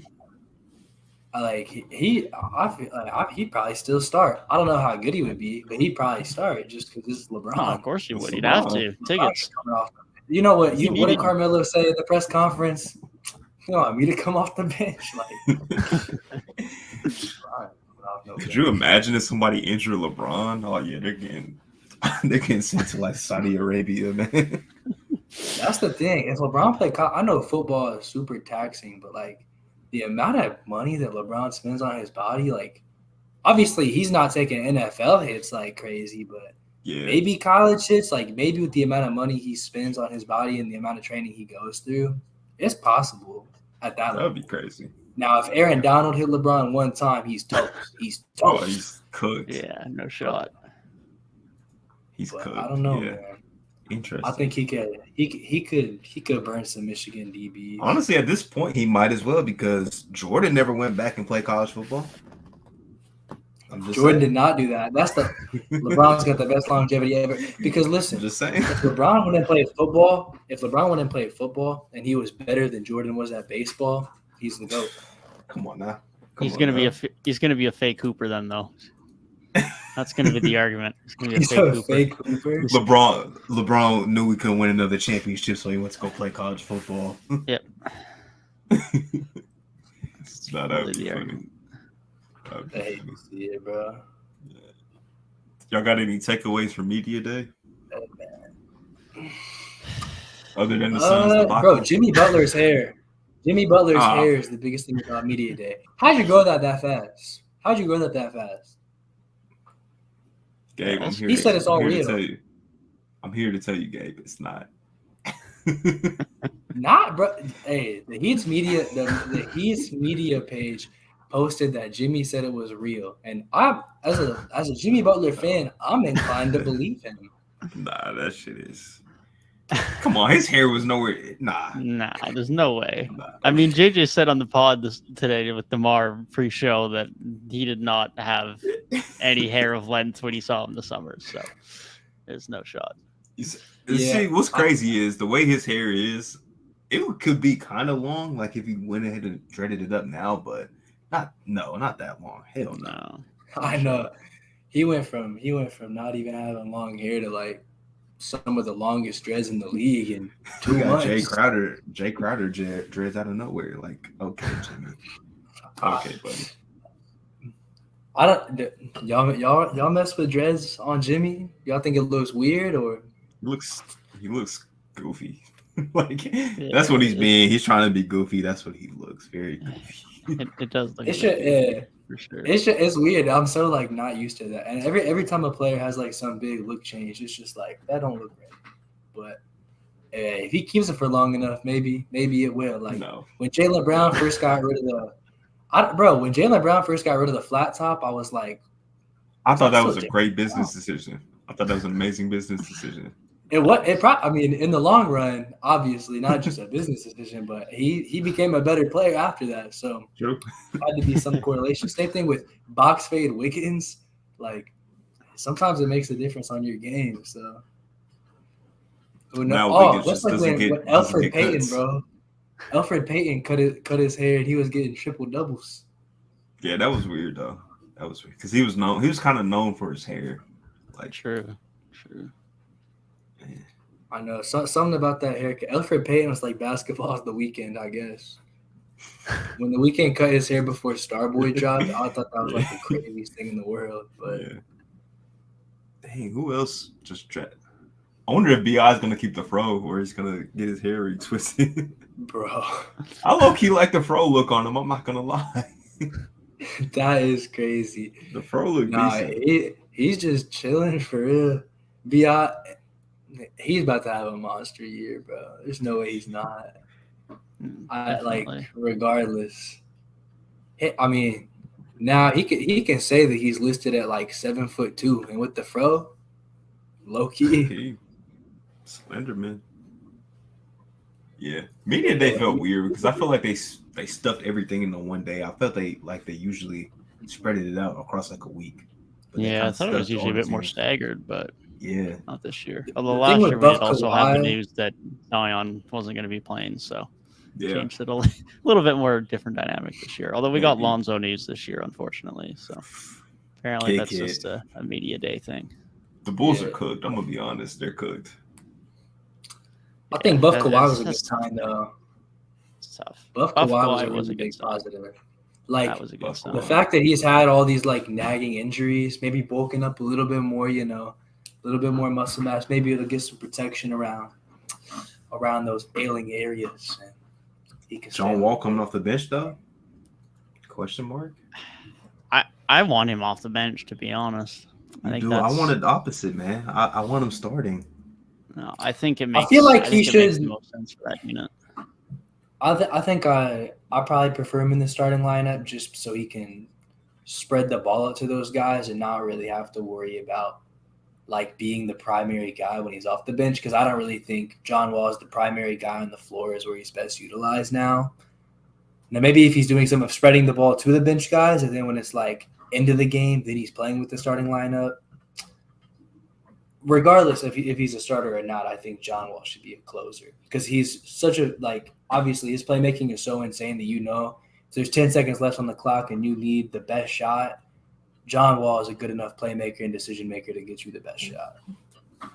That's true, but my argument on the flip side is if Paul George and Kawhi Leonard are going to have the ball all the time anyways, I'd rather the better shooter out there. So I'm taking Reggie, or I'm just putting Norm out there. Okay. And running Norm, George, Kawhi, and whoever other two guys you want. And that's the other thing, too. If John Wall's going to be on the bench, I expect Norm's probably going to come off the bench, too. So Wall's probably not going to have to be the primary guy. That remains to be seen still because there's probably two positions that are in question for the Clippers starting lineup. But either way, he's going to have help around him. There's just so much depth on that team. But it does just depend on how they want to use those closing lineups. If they want Wall to play make, great. But if Wall's just going to sit off the ball, you might as well have a better shooter out there. Got to put Luke Kennard out there. Luke and Norm. What is it? Where's Luke from? He's from like Franklin. He was born in the same hospital as me, actually. Hey, that's all you need to know. But I like the idea of having Norm starting. I don't like the idea so much of Reggie Jackson starting. Maybe I think they could get away with it, but I like the idea of just being like having like Norm in there, Kawhi, PG, either Morris or Batum, whichever one you want to pick, and Zubac. I like that more so because I think John Wall coming off the bench, that'll give him the opportunity to run with those bench guys when you got like Luke Kennard in the second unit, Amir Coffey and guys like that. Robert Covington, like you got guys that can spread the floor, and then John Wall can operate, get back into like game shape because he hasn't played a whole season. So get him back into game shape a little bit, And then just, they'll obviously experiment with him playing with Kawhi and PG down the stretch, I'm sure. But I can see both sides to it for sure. Hey, man, it's crazy looking up Luke Kennard and seeing born Middletown, Ohio. Really, really got to represent the city, man. Obviously, he didn't go to school here, but really got to represent the city. Yeah, he was playing against plumbers in high school. I'll never forget that. He really was, bro. We literally call that conference. It's like the Southwestern Buckeye League, SWBL. Everybody at my schools called that the Slow White Boy League. Bro, like when I was in I was like a freshman, I think, when he was a senior, and I kept hearing like the name Luke Kennard, and I didn't know what to expect. I didn't know if he was a white dude or what, but I was like, I didn't know what to expect, and I looked up his highlight tape. I'm like, this is the guy that everybody's been talking about that's going to Duke. I was just like not impressed at all. I'm like, man, he's kind of mid. Man, of course you thought he was mid, bro. You're a Heels fan. He was a hater from day one. Honestly, at the time, I was a neutral college basketball fan. I just didn't like Duke, but I was a neutral college basketball fan. But if he was nice, I would have admitted it. But I didn't think he was nice at the time. But he ended up being pretty good. Look, yeah, it's kind of crazy. Like he was not playing against the best competition at all, and still was able to then go to one of the best colleges and then now play in the NBA and still be successful at every level. Now, obviously, he's doing that as a specialist and not as a star player. But the fact that you can play at an NBA level at all, and definitely a rotation minutes level NBA player at all, coming from a situation like that, that's impressive.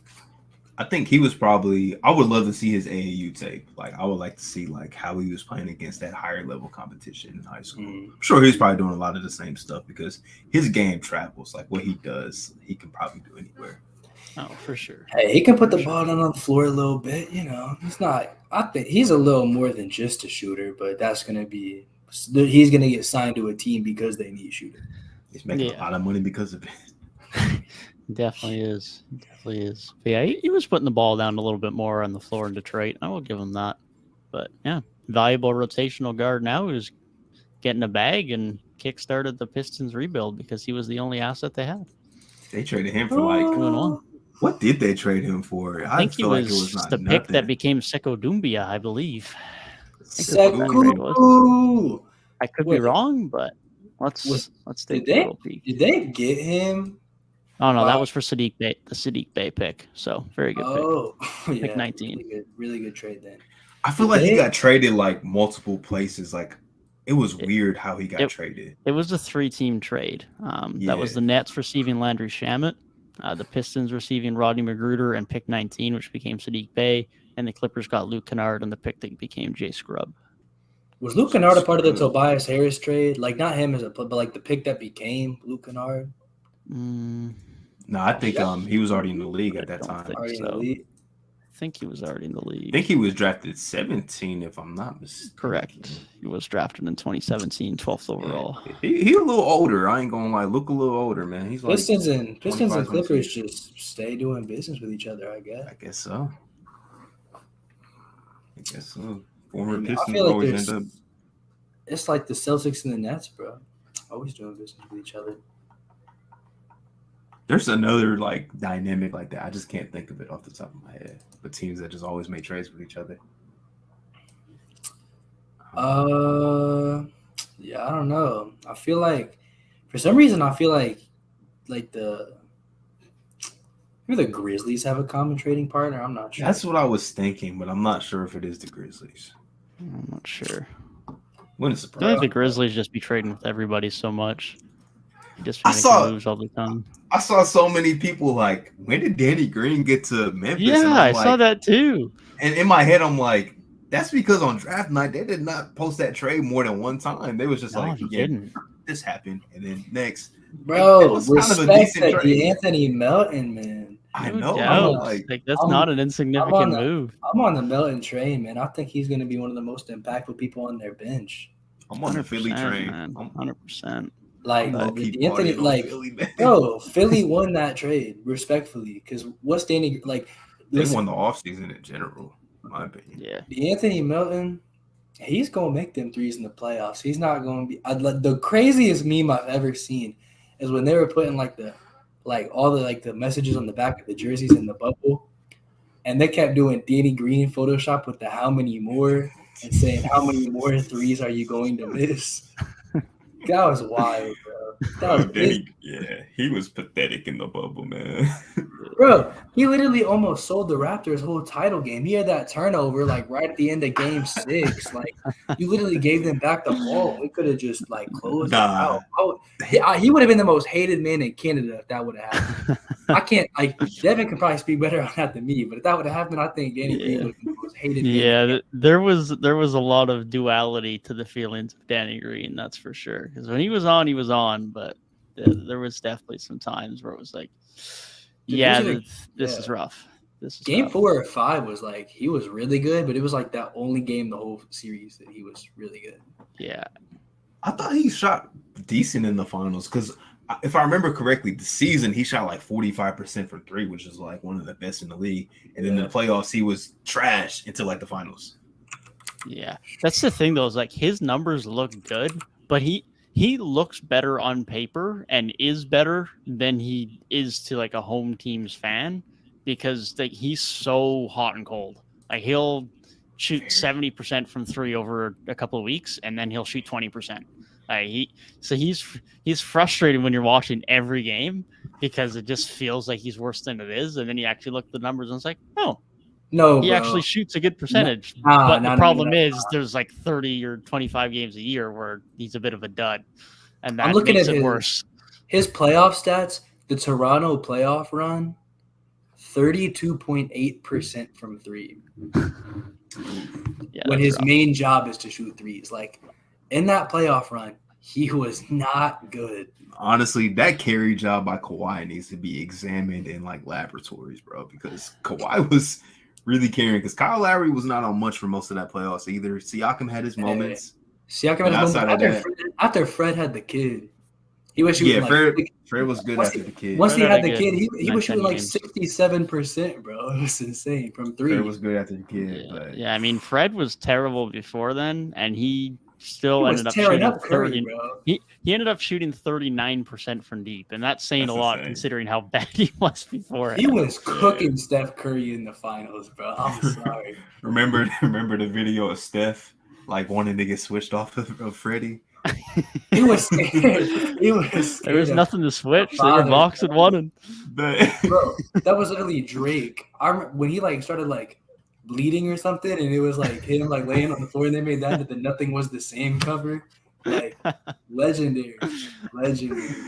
Dog, yeah. Toronto is just a wild fan base overall. Like they just somehow like he was Drake, Gary Trent was The Weeknd. And then Jalen Harris, I think his name was. They were like, he's Nav. Yeah. They're saying all the artists from that area apparently play for the Raptors. Hey, I love Raptors fans, man. They gonna get one white dude on that team, and all of a sudden Justin Bieber plays for them too. Oh God. Problem is we're probably never going to see that Raptors fan group again because tickets are way more expensive than they were back then now, which is really too bad. But like, even last playoffs, Raptors fans were still good, but basketball got popular, and it was like, oh, okay, we'll just hike up the tickets as they should from a business standpoint. But for sure, Jurassic Park's the place to be at now. That's where all the diehards are at. That's where all the good fun as a fan is. The business in sports is crazy. Like just being in like meetings now, I'd be seeing them like, damn, this shit is all about money. Like all discussions are like, how can we make more money? How can we get more impressions on social media? I'm like, 100%, makes sense. 100%. Bro, lots of the people still like sports, but like at the end of the day, it's just another business. Yes. It's the same thing as Cincy, bro. Like Bengals tickets used to be so cheap because they were trash for so long. And then last year, I'm like, bro, Joe Burrow and Jamar Chase are going crazy. I'm trying to go to a game. I look up some random tickets. It's like against the Browns or something, which like, division matchup. But like, it's not like you're playing like Patrick Mahomes or something, which they literally did do later in the season. Mm-hmm. And it was like $300. Like, bro, them tickets used to be like not that much. But literally the second the Bengals became not a 3-win team, all of a sudden then ticket prices were through the roof because there was something to see. Were they for like good seats or something, or were they just like the? Nah, it was just some average, regular old seats, probably like high section, bro. It was ridiculous. Like Insane. I'm Mike Brown's biggest op. Even if we went to the Super Bowl last year, I'm still on Mike Brown's head because it took him 30 years to win a playoff game, anyways. Bro, the white field is dope. I love it. Oh my God, they're playing right now. Yes, they are. That just reminded me. I had to bring out the iPad real quick. I forgot. I got Tua at quarterback. I got to keep an eye on this game. Bro, I wanted to pick Tua up so bad, but I just didn't. Because my quarterback situation in the league that I really care about is so pitiful. Like, I started Dak week 1, he got hurt. Then Russell Wilson week 2, and he was garbage. I'm like, I'm not putting up with this. So I picked up Wentz for week 3. He just wasn't. He got sacked 9 times. So it's like, okay. But it's like, I guess I'm sticking with Wentz because somebody picked up Tua. So I'm like, I guess I'm sticking with Carson Wentz. I picked up 2 after week 2 because I had Trey Lance as my starter. And of course, he got injured. So my quarterback situation is rough for sure. I'm currently Marcus Mariota and Tua. But think about Mariota, though. Think about Mariota. His the most floor passing might be yards decent. in the league, isn't he? What do you say, Gabe? Doesn't Tua have the most passing yards in the league? He might be up. Or maybe he's second number out of 2, Jalen I Hurts. think. He was first, but Jalen Hurts, I think, took over 1 after. Yeah, Hurts and Lamar are up there, I think. But he's up there top 5 at the very least. But he was number 1 after week 3. No, after week 2, I think. But because would have been week 2 because that was the week he had 469. He only had 186 week 3 against the Bills because that Bills game was just slow and hot, and that was just that was a slow game. I mean, Miami ran like 36 plays on offense. Miami's my Super Bowl pick, bro. I don't care what they do. I don't care what they do as long as Jalen Waddle keeps getting off. That's all I care about. I'm saying it. Obviously, I'm rooting for the Bengals to go again, but I think something about the Dolphins, bro. I just feel like Tyrik Hill is just gonna they're gonna play the Chiefs, and Tyrik Hill's gonna have like 200 yards and then talk some trash to Mahomes, and it's just gonna go viral. And I'm manifesting that happening right now. Because the Dolphins just have a good all-around team, to me. Yeah, they do. They do. Definitely. They've had a good defense the last few years. It's just their offense was kind of pathetic. Yeah, it's a good team there. Just remember, you heard it here first. I'll give credit to somebody else. The Dolphins going. I haven't heard anybody else saying Dolphins to the Super Bowl. I'm sure someone's saying it. I'm sure there's people. Oh, the Eagles are winning. I like that.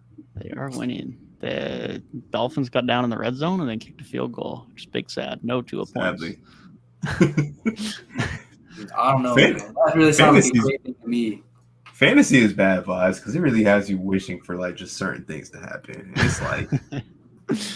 Fully does. That's why I'm not in a real league this year. I joined some random league on the ESPN app just so I could see stats, but I'm not actually like involved in it because it was just so stressful, and it's like all of a sudden players I want to do bad, or like teams that I want to win, I want them to do what my opponents don't do, and I'm like, man, I just want to enjoy the game and root for who I want to root for.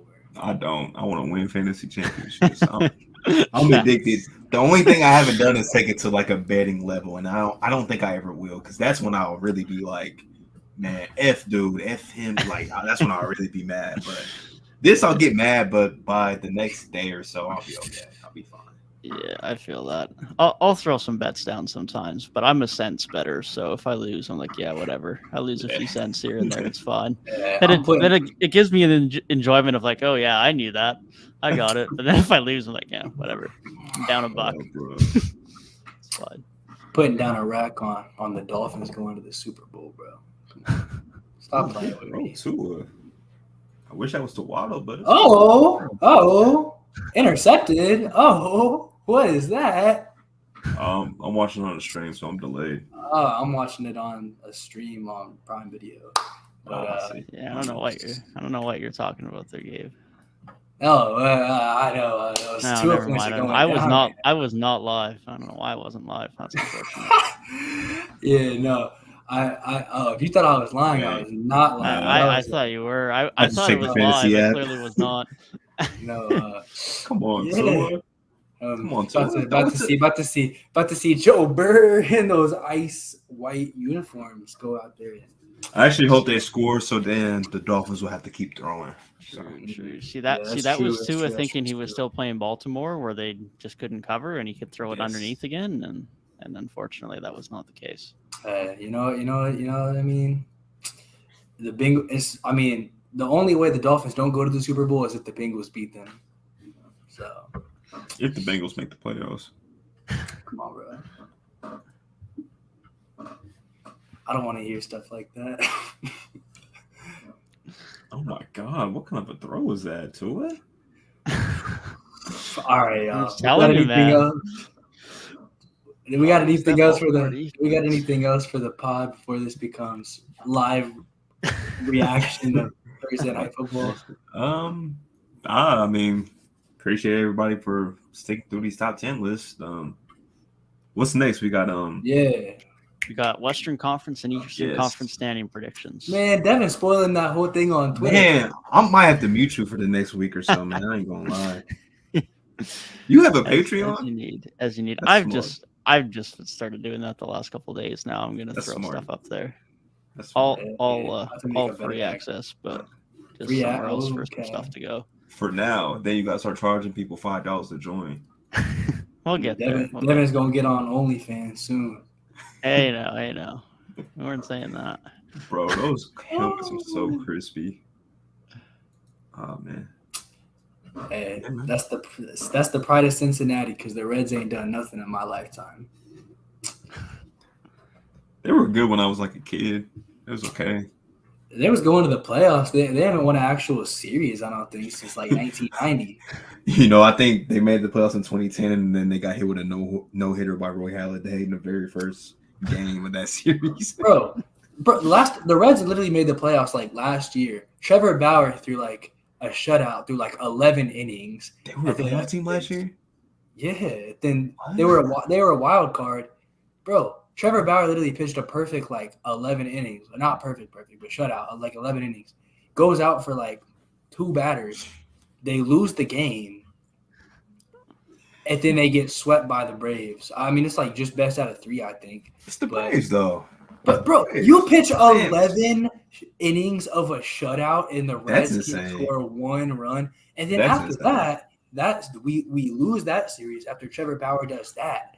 Then Trevor Bauer leaves. Now all of a sudden we can't even hype up Trevor Bauer being good for us because all of a sudden Trevor Bauer is a criminal. Like, where's he at now? Is he with the Dodgers? he's out of the league, I think, because he had a pretty serious charge on him. Oh, yeah. That's why he said a criminal, not because he. Okay, yeah, I forgot about that. Yeah. So like, we can't even be like, dang, at least it was good when we had Bauer. I'm not about to say anything positive about having Bauer, but we should have at least got 1 game off the Braves with 11 perfect innings. That's great. 11 perfect. That is insane. Yeah. Okay. Shows you how much I've really been paying attention to baseball. I just know Aaron Judge is that guy, and the Dodgers are on a crazy pace. Yeah. I'll wear my Yankees jersey to class like once. You know what? Made me drop a tear, man. I was happy to see that. And then every time I do, everybody's like, man, why are you rooting for the Yankees on the bandwagon? I'm like, bro, I just went to New York and like the shirt. It's like the girls with the band. Hey, shirts, man. it's like, name 5 songs. Like, bro, we welcome the bandwagon fans. Go ahead and join the wave, man. We got you. I'm just saying, bro. Now that I'm repping the Yankees, they're finally going to get past the ALCS. I hope so. That's one team. If I was really like in tune with baseball like I used to be, they would frustrate the hell out of me. It's like they're like the Cowboys. Them and the Cowboys are like the exact same team, bro. The Cowboys are a good playoff team every year, like 11 wins. I think get to the playoffs, might win 1 game / series for the Yankees and then fall off when they should have. Inevitably, we know the downfall comes every year. Aren't you a Cowboys fan, Dev? Yeah, I am. Cooper Rush, man. Y'all might as well go ahead and trade Dak to New Orleans. Whose interview was that? Oh, it was on Monday. I can't remember who said it, but somebody who who did the Giants play? The Cowboys. Cowboys. Oh yeah, somebody on the Cowboys said, "Yeah, we smoking on that Giants pack," and the reporter goes, "Man, I love that, smoking on that Giants pack." And I'm like, no way that got on live TV, bro. Proof that we need more young journalists to understand what these players are saying, man. We can't be having 70-year-old journalists out here, man. No doubt. No disrespect to the ones that are still good. Jamal Crawford joining the ranks, though, which is nice to see. Yes. Real quick, though. Did y'all see, like, all of a sudden Malika Andrews became, like, the most hated ESPN personality?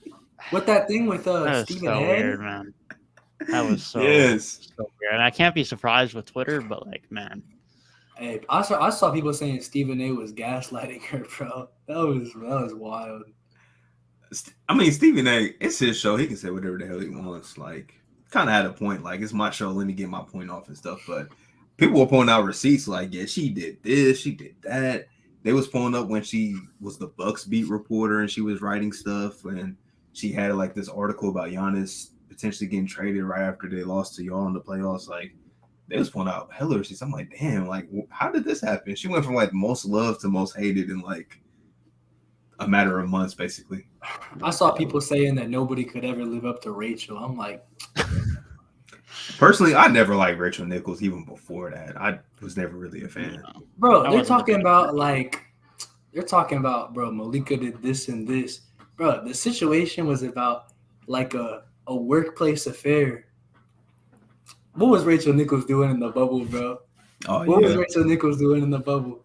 We know what she's doing. I'm interrupting you guys for NBA news. I see it too. Yeah, this is the most like why trade ever. OKC and Houston making a trade. Like, why? Derek Favors, Ty Jerome, Mo Harkless, Theo Maladone, and a 2025 second-round pick for David and Nwaba, Sterling Brown, Trey Burke, and Marquise Chris. That might be the most nothing 8-player trade we have ever seen in NBA history. I'm calling it right now. Mo Harkless is ending up on the Miami Heat. Somehow, some way, he's going to make it back to Miami. He'll be on some non-tanking team for sure. Yes. Someone needs a wing. Bro, Miami need a like, wing. But like, Yeah. what? That is such. Who's the whatever. best player in that trade? Like Trey Burke? That's so weird, man. Like, Trey Burke was getting some buckets on the Knicks. A little It bit. depends. Like, Is it Ty Jerome from summer runs or NBA Ty Jerome? It depends. like, I mean, going into the NBA season. I don't even know what to I'll say. see Trey. If a team desperately needs some offense, maybe Trey Burke will do something. I don't know, but Yeah, I don't know. Presti and Raphael Stone are just bored. Yeah. I mean, I was expecting OKC to make a move because Ty Jerome wasn't at camp and he was going to get traded, but I thought it was going to be to not take back players because they're going to have too many. But apparently, they wanted another 4 bottom of the bench players. So. did Jay Crowder get Gotta traded? Release him or something? I don't know. No, Jay Crowder. No. Not been Okay, I didn't think he did, but then Tyrik was like, "He's a Celtic guy," and I was like, Oh nah, "Is he telling the truth?" bro. I said everybody's a Celtic and nobody's been a Celtic yet. You've been saying that for years. Hey, at least you got Malcolm Brogdon. That's honestly, out of all trade pieces, that's a pretty good one to actually get. Yeah. What was I saying? I low-key called that beforehand because I had my thumbnail made with Malcolm Brogdon in the Celtics jersey, and he got traded, so I had to release the video early. Yeah. I was saying somebody to the Celtics. It might have been John Wall. There was somebody who I was super pushing to take them to the Celtics agenda. I don't remember. John Wall. That sounds weird. I don't know if it was John Wall. And there's a couple players it could have been. I'm not. We'll have to go back and look through the ranks and at the offseason grades, but. In my head, at some point, maybe it was like even DeJounte or something. I don't know. Maybe it was DeJounte. Maybe DeJounte. Yeah, that's very for them to get a playmaker, and he was on the trade block. It was definitely a playmaker. I know that. Yeah. Did we talk about the Bojan trade? I don't know if we touched. I don't think we did because we didn't record anything last weekend. I don't think we did, but I like that for Detroit. It gives me a little bit more indication that they actually want to be competitive this year. Yeah, good. I don't know why you thought it, but well done, Detroit. Yeah. Bojan, like, I don't know. I think he definitely adds that dynamic to their team where they had they're showing, hey, we want to win games. Like, we were kind of in this limbo where it was like, okay, they've got the young talent to where maybe they can make a push, but maybe they have one more year before they really start winning. But at least from like their perspective, they're showing, like we're gonna start trying to win now, which I think is super cool because I think the best way to establish that winning culture is to just try and win and do as much as you can to do that because they have enough talent. They don't need to acquire anymore. Could they? Yeah, but I think while Bojan might not be the biggest needle mover on his own, just what it signifies for the franchise, I think is a lot more important when looking at that. No, 100%. And it gives the players in the locker room a vote of confidence as well that the organization believes in, which for a young team that hasn't won in a while can mean a lot. And specifically now, like that team, my biggest concern was who's going to score off of the bench. Assuming Bojan does come off the bench, that answers a lot of those questions immediately. And that was arguably their biggest weakness. So it's a good move for them, man. Good move. Yeah, that plus like we kind of saw that when they decided to keep Alec Burks and Nerlens Noel. Like, okay, maybe they're trying to be decent, and now this trade is like, they're trying to have that confidence that they can be at least maybe that 10 seed. Maybe it can be them. And plus, they lacked 3-point shooting bad on that team last year. Bojan's pretty much been 40% like most of his career. So great trade, man. And gave up Kelly Olynyk, who's cool, but Bojan's better at this point, and he fits a need that we're trying to fill. So very good trade, man. Troy Weaver's doing his damn thing, GM in that team. Easy all rookie first team Jaden Ivey on there, man. You can't go wrong. Is he gonna start though? I don't even know if he's starting. So to start the season. Come on, bro. Jaden Ivey's about to be. He's about to be the best. I heard Dwayne Casey's like, it's not set in stone yet. Yeah, if Dwayne Casey puts Jaden Ivey on the bench, they need a new coach. Nah, that's just Dwayne Casey doing Dwayne Casey media stuff. He'll be starting. He doesn't disclose much to the media like that unless he's frustrated. If those two are not starting together from day one, when set in stone that that's your backcourt of the future, that's a L. That's just an L because even if another guy was playing better than Jaden Ivey, that's your backcourt of the future. So you need them to be playing together and build their chemistry and dynamic as much as humanly possible this season before you really start trying to compete. So anything other than those two starting together and playing as many minutes as possible with each other is a L. Yeah, I like Alec Burks better off the bench anyways. They need that steady veteran off the bench. I think he's going to be that. Yeah, they do, especially alongside Killian Hayes. It helped have someone else who can provide a bit more support in the backcourt as well, because Corey Joseph probably isn't going to get as much run this year, which probably Hayes is a might bad be the thing. guy not getting run. To be honest, I'm gonna give Killian Hayes until January. Yeah, he still needs more run. He has not played 100 NBA games yet, but if I don't see anything by midseason, like he said, then probably time. Yeah, I don't like giving up on guys too early. Like I was still holding out hope for like Dennis Smith Jr. for a while, but so I'm gonna give Killian Hayes a little more time, man. Like didn't he just get signed?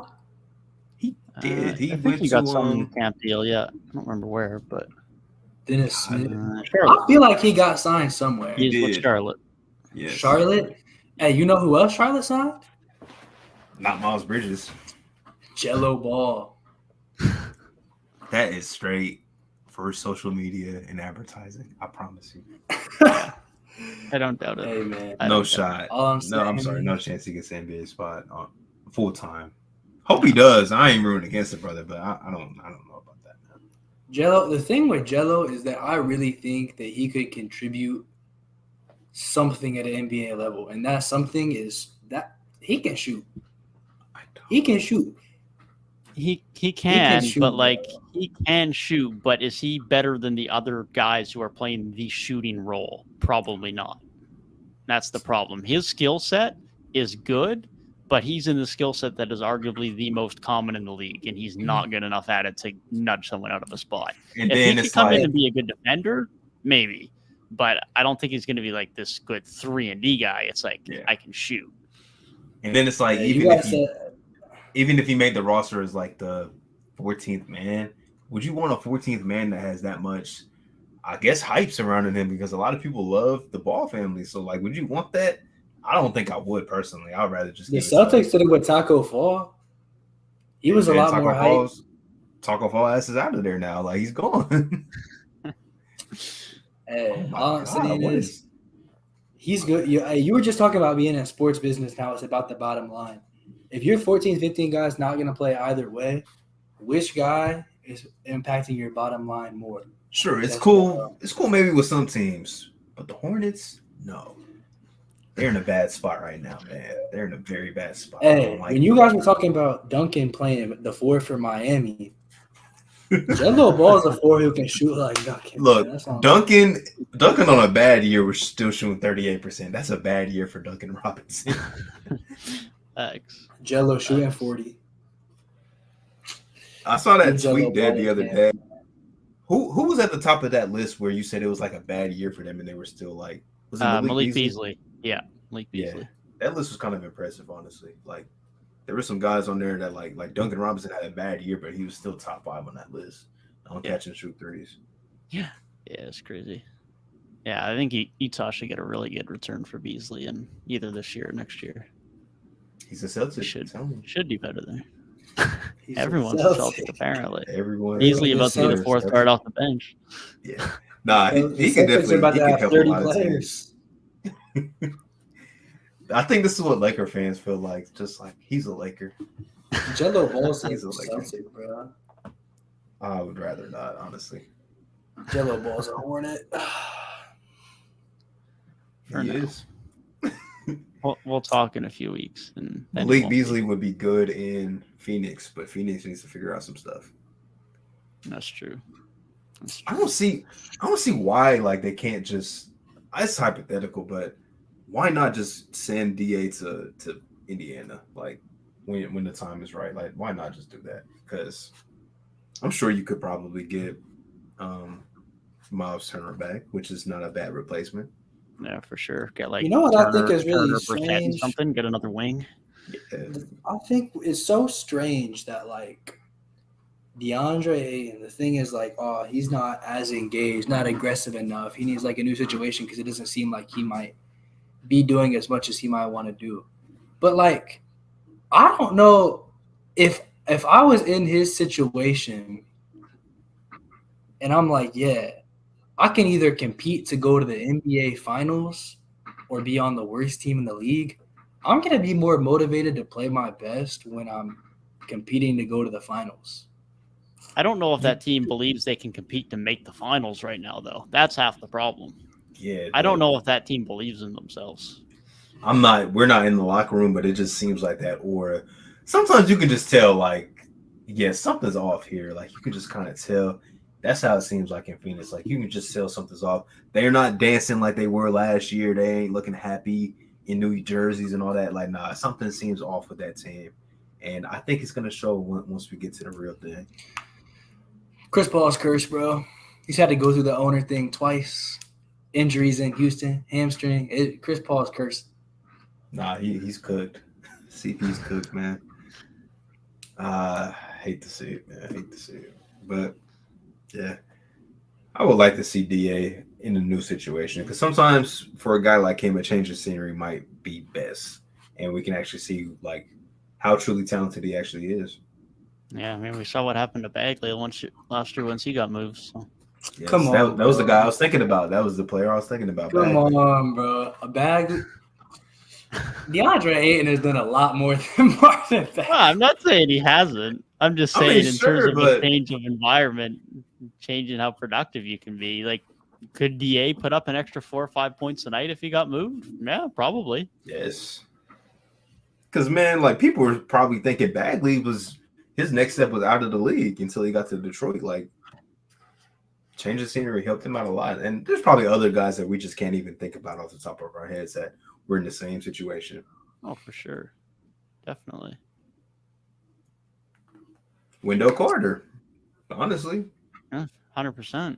Yeah. 100%. Wendell Carter, bro. Watch Wendell Carter average like 22, 10, and 5 next year, and Devin's about to look like the biggest. No shot. He ain't doing that much. There's no shot. All those guys were in the same draft class too. And this Wendell might be the best out of all of them after this season. Who knows? In the 2018 draft class? They were all in that draft class, yeah. Yeah. Out of those three, maybe. I thought you were talking about the whole 2018. Oh, no. No. I was like, huh? Luka Doncic Oh. and Trae Young, huh? No Jared Carter, Jackson top clears five all in of the them. league. That's hilarious, bro.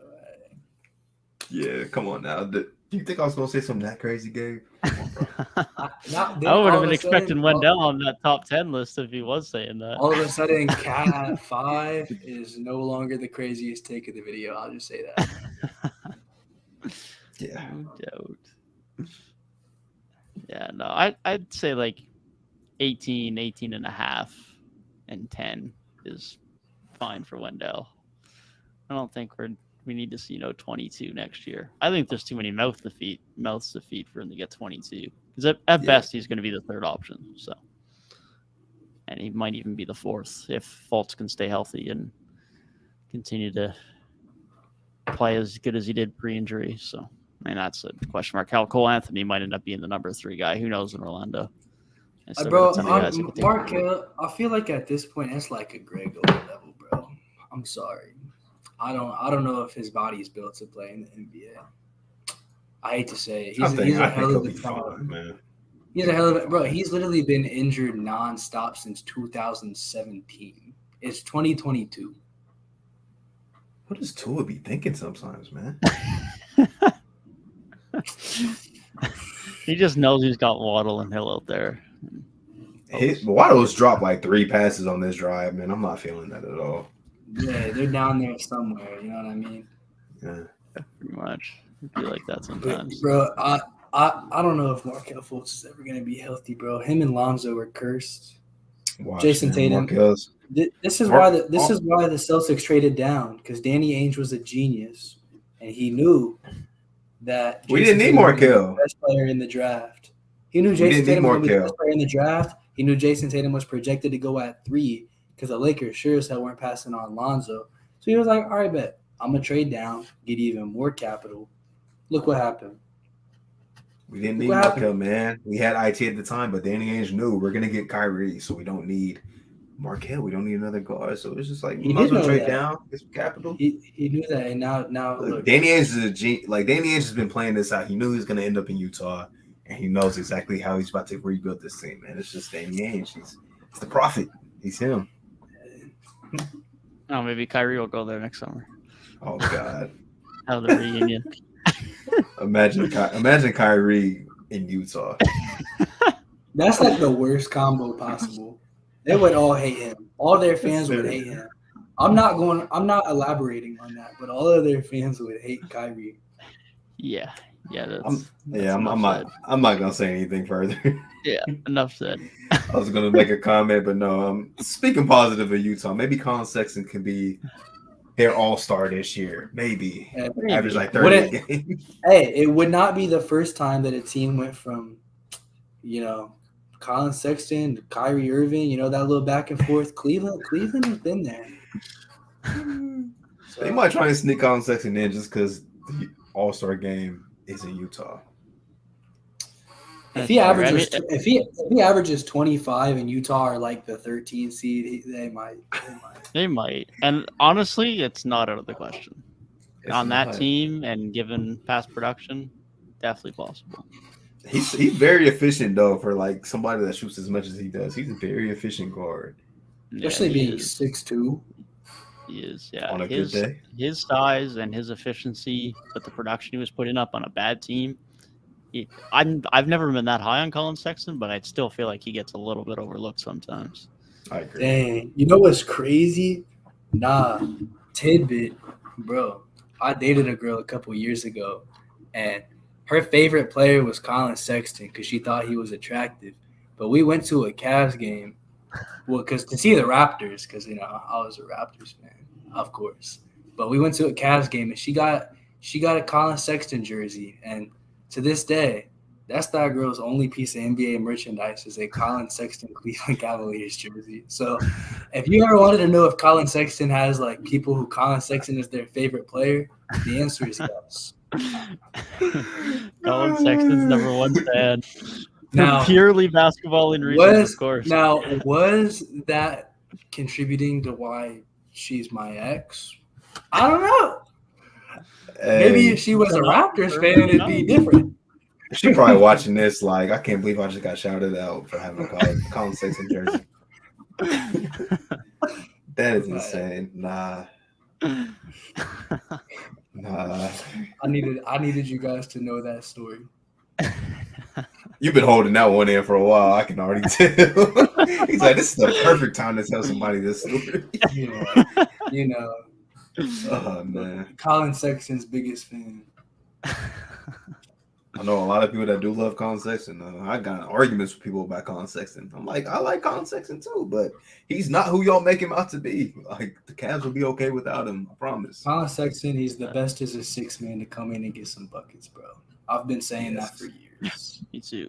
He's in this weird spot where he's just too good to be a sixth man, but he is best as a sixth man. Yeah, he can just be a super sixth man. James Harden was the third best player on OKC, and he was the sixth man. Manu Ginobili was the third best player, later on fourth best player on the Spurs. He is a sixth man. Sometimes it's just where you fit better. If he was a little bit better on defense, but I don't know if he'll ever buy into that role until like maybe he's a little older. Yeah, I think at this point now he's just a starter, especially now that he's going to be the guy in Utah. He's just a starter at this point. Personally, nothing's wrong with that, man. If you're playing for a bad team, you might as well be a bucket on a bad team, getting paid 100%. Decent money. I mean, hey, he knows how to do that. So yes. People hate the term empty stats, but if Colin Sexton's putting up that much points and they're like trash. I don't care, man. He's getting buckets, and he's getting paid. Yeah, and he's going to give. Yeah, he's making the money. Getting paid. That's all that matters.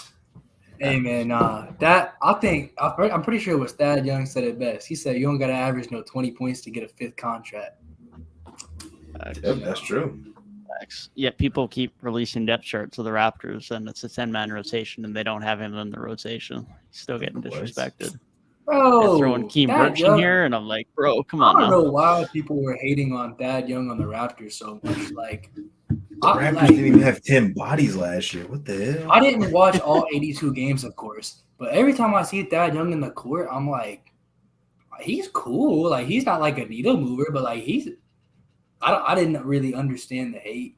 Yeah, I think it was just initially people that didn't like, they just saw, first round pick, and they didn't like that we gave up a first round pick. And then once we got closer to the playoffs, and then Raptors fans were like, oh yeah, he's actually good. And we actually only traded down like 15 spots. This isn't too bad. Mm-hmm. But I think it was just the initial reaction to the trade that then influenced people's image of Thaddeus Young, which unfortunately happens too much, trades or contracts or otherwise. But I like that trade when it first happened. I wanted better, like something like better for y'all, but for what y'all are trying to do, that's the perfect guy to have. Like, honestly, you can never go wrong with that. So young weird, bro. Yes, I think the rookie, like last year's rookie class is such an anomaly because, I feel like for the past at least decade, probably longer than that, those like top picks, they go to a team, and then that team like kind of takes a while to develop and start like being competitive. And it's kind of that same career arc for all those top picks. But Kay and Scotty and Evan Mobley are all going into year 2, and their teams are all probably going to be pretty competitive. I mean, especially the Cavs, but like the Raptors still got a lot of vets, still trying to compete and be good.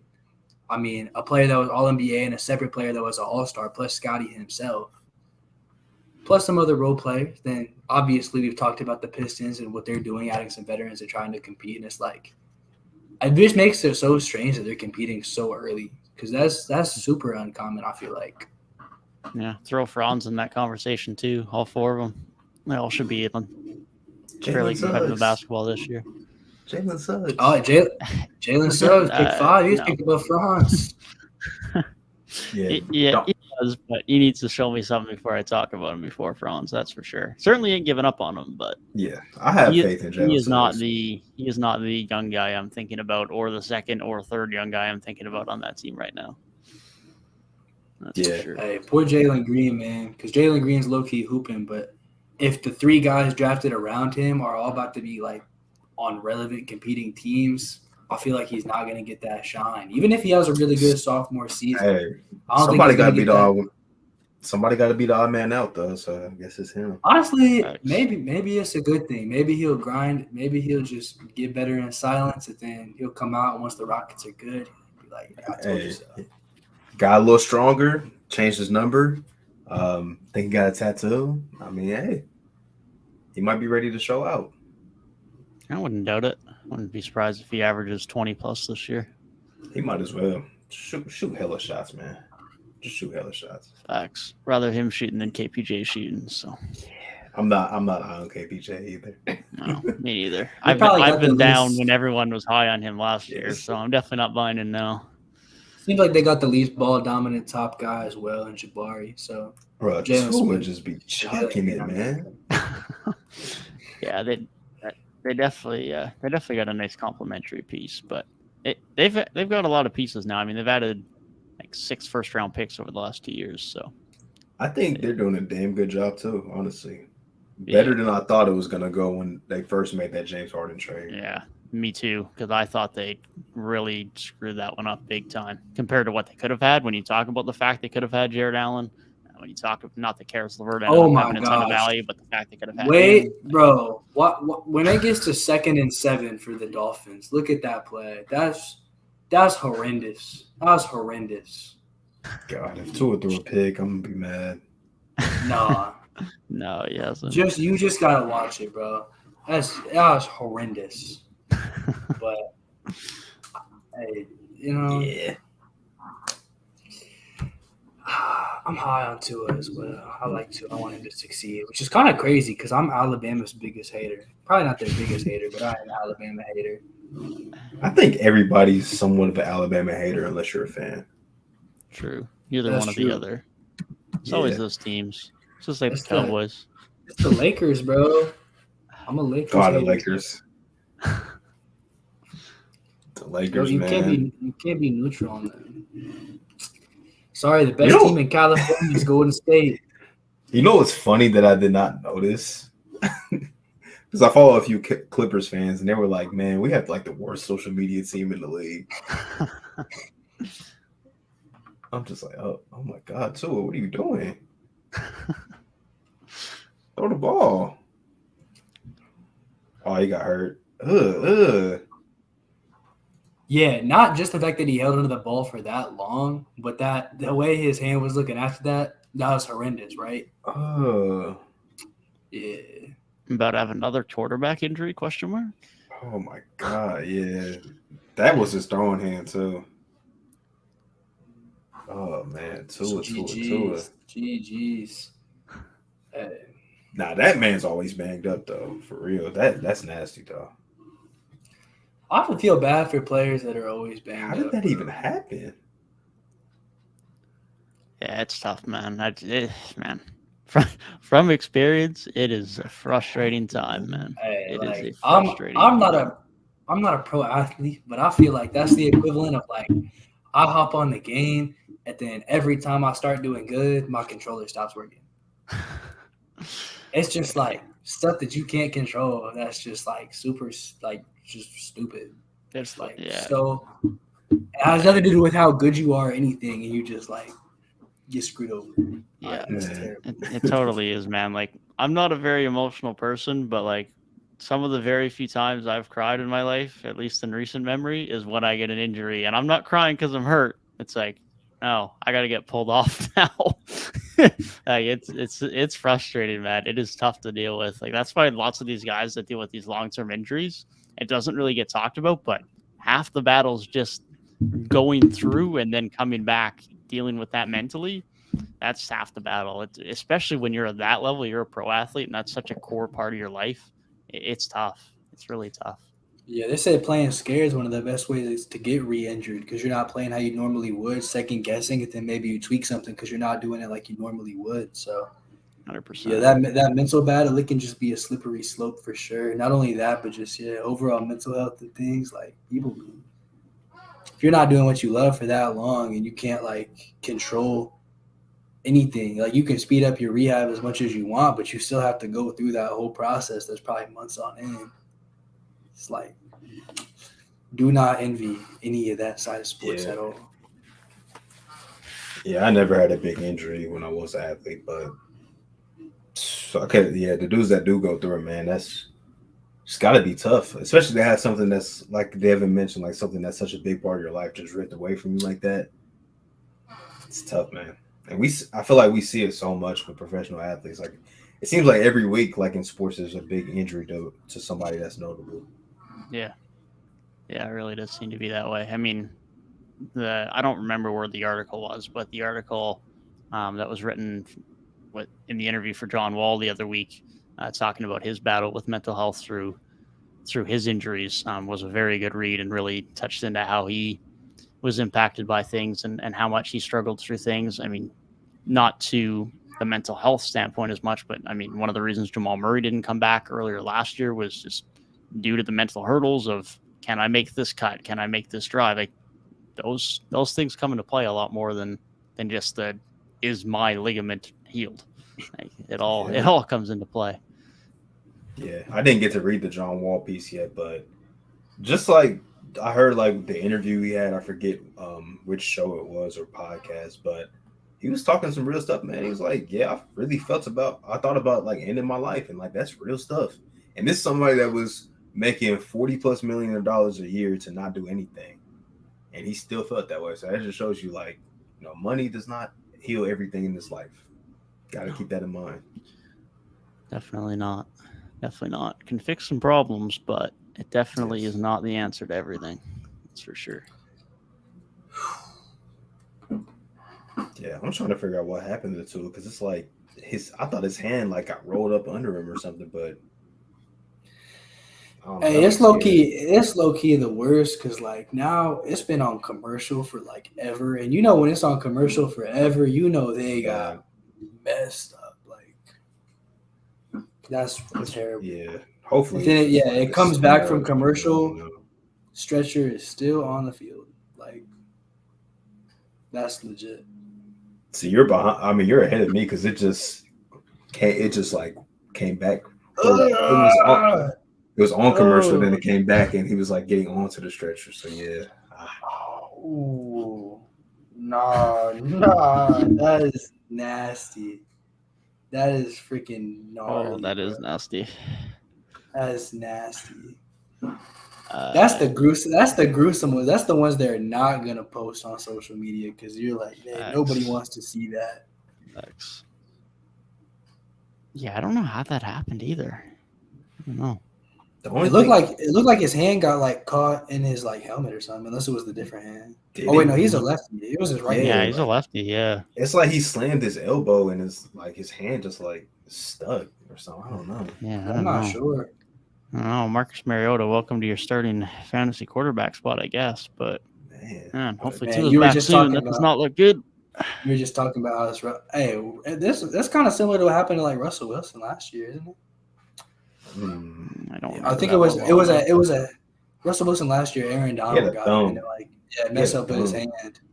But that be happening like when you like throw the ball, because that happened to Drew Brees with Aaron Donald. I'm surprised though. They got Tua on the stretcher for what I thought was a hand. So I don't know. It might. Yeah, I mean, he did come into this week with back and neck soreness too, so there could be something more going on. But the hand definitely doesn't look good either. Oh, there was a thing with they said they were going to investigate him playing the end of last week because of the concussion thing. Yeah, they did. Yeah, he got up stumbling.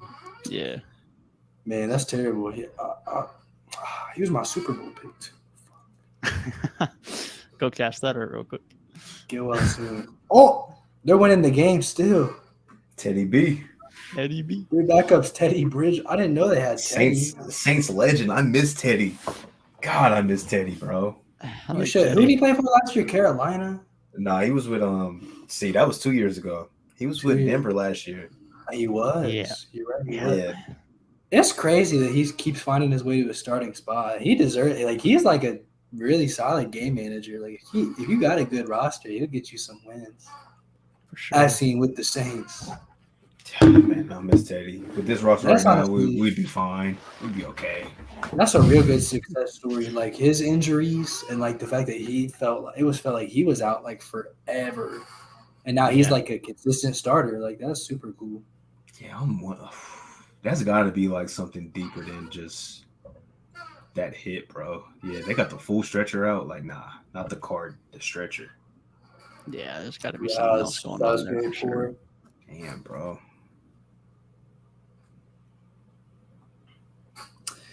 Damn, bro. All right, Well, man. should we give this a wrap up?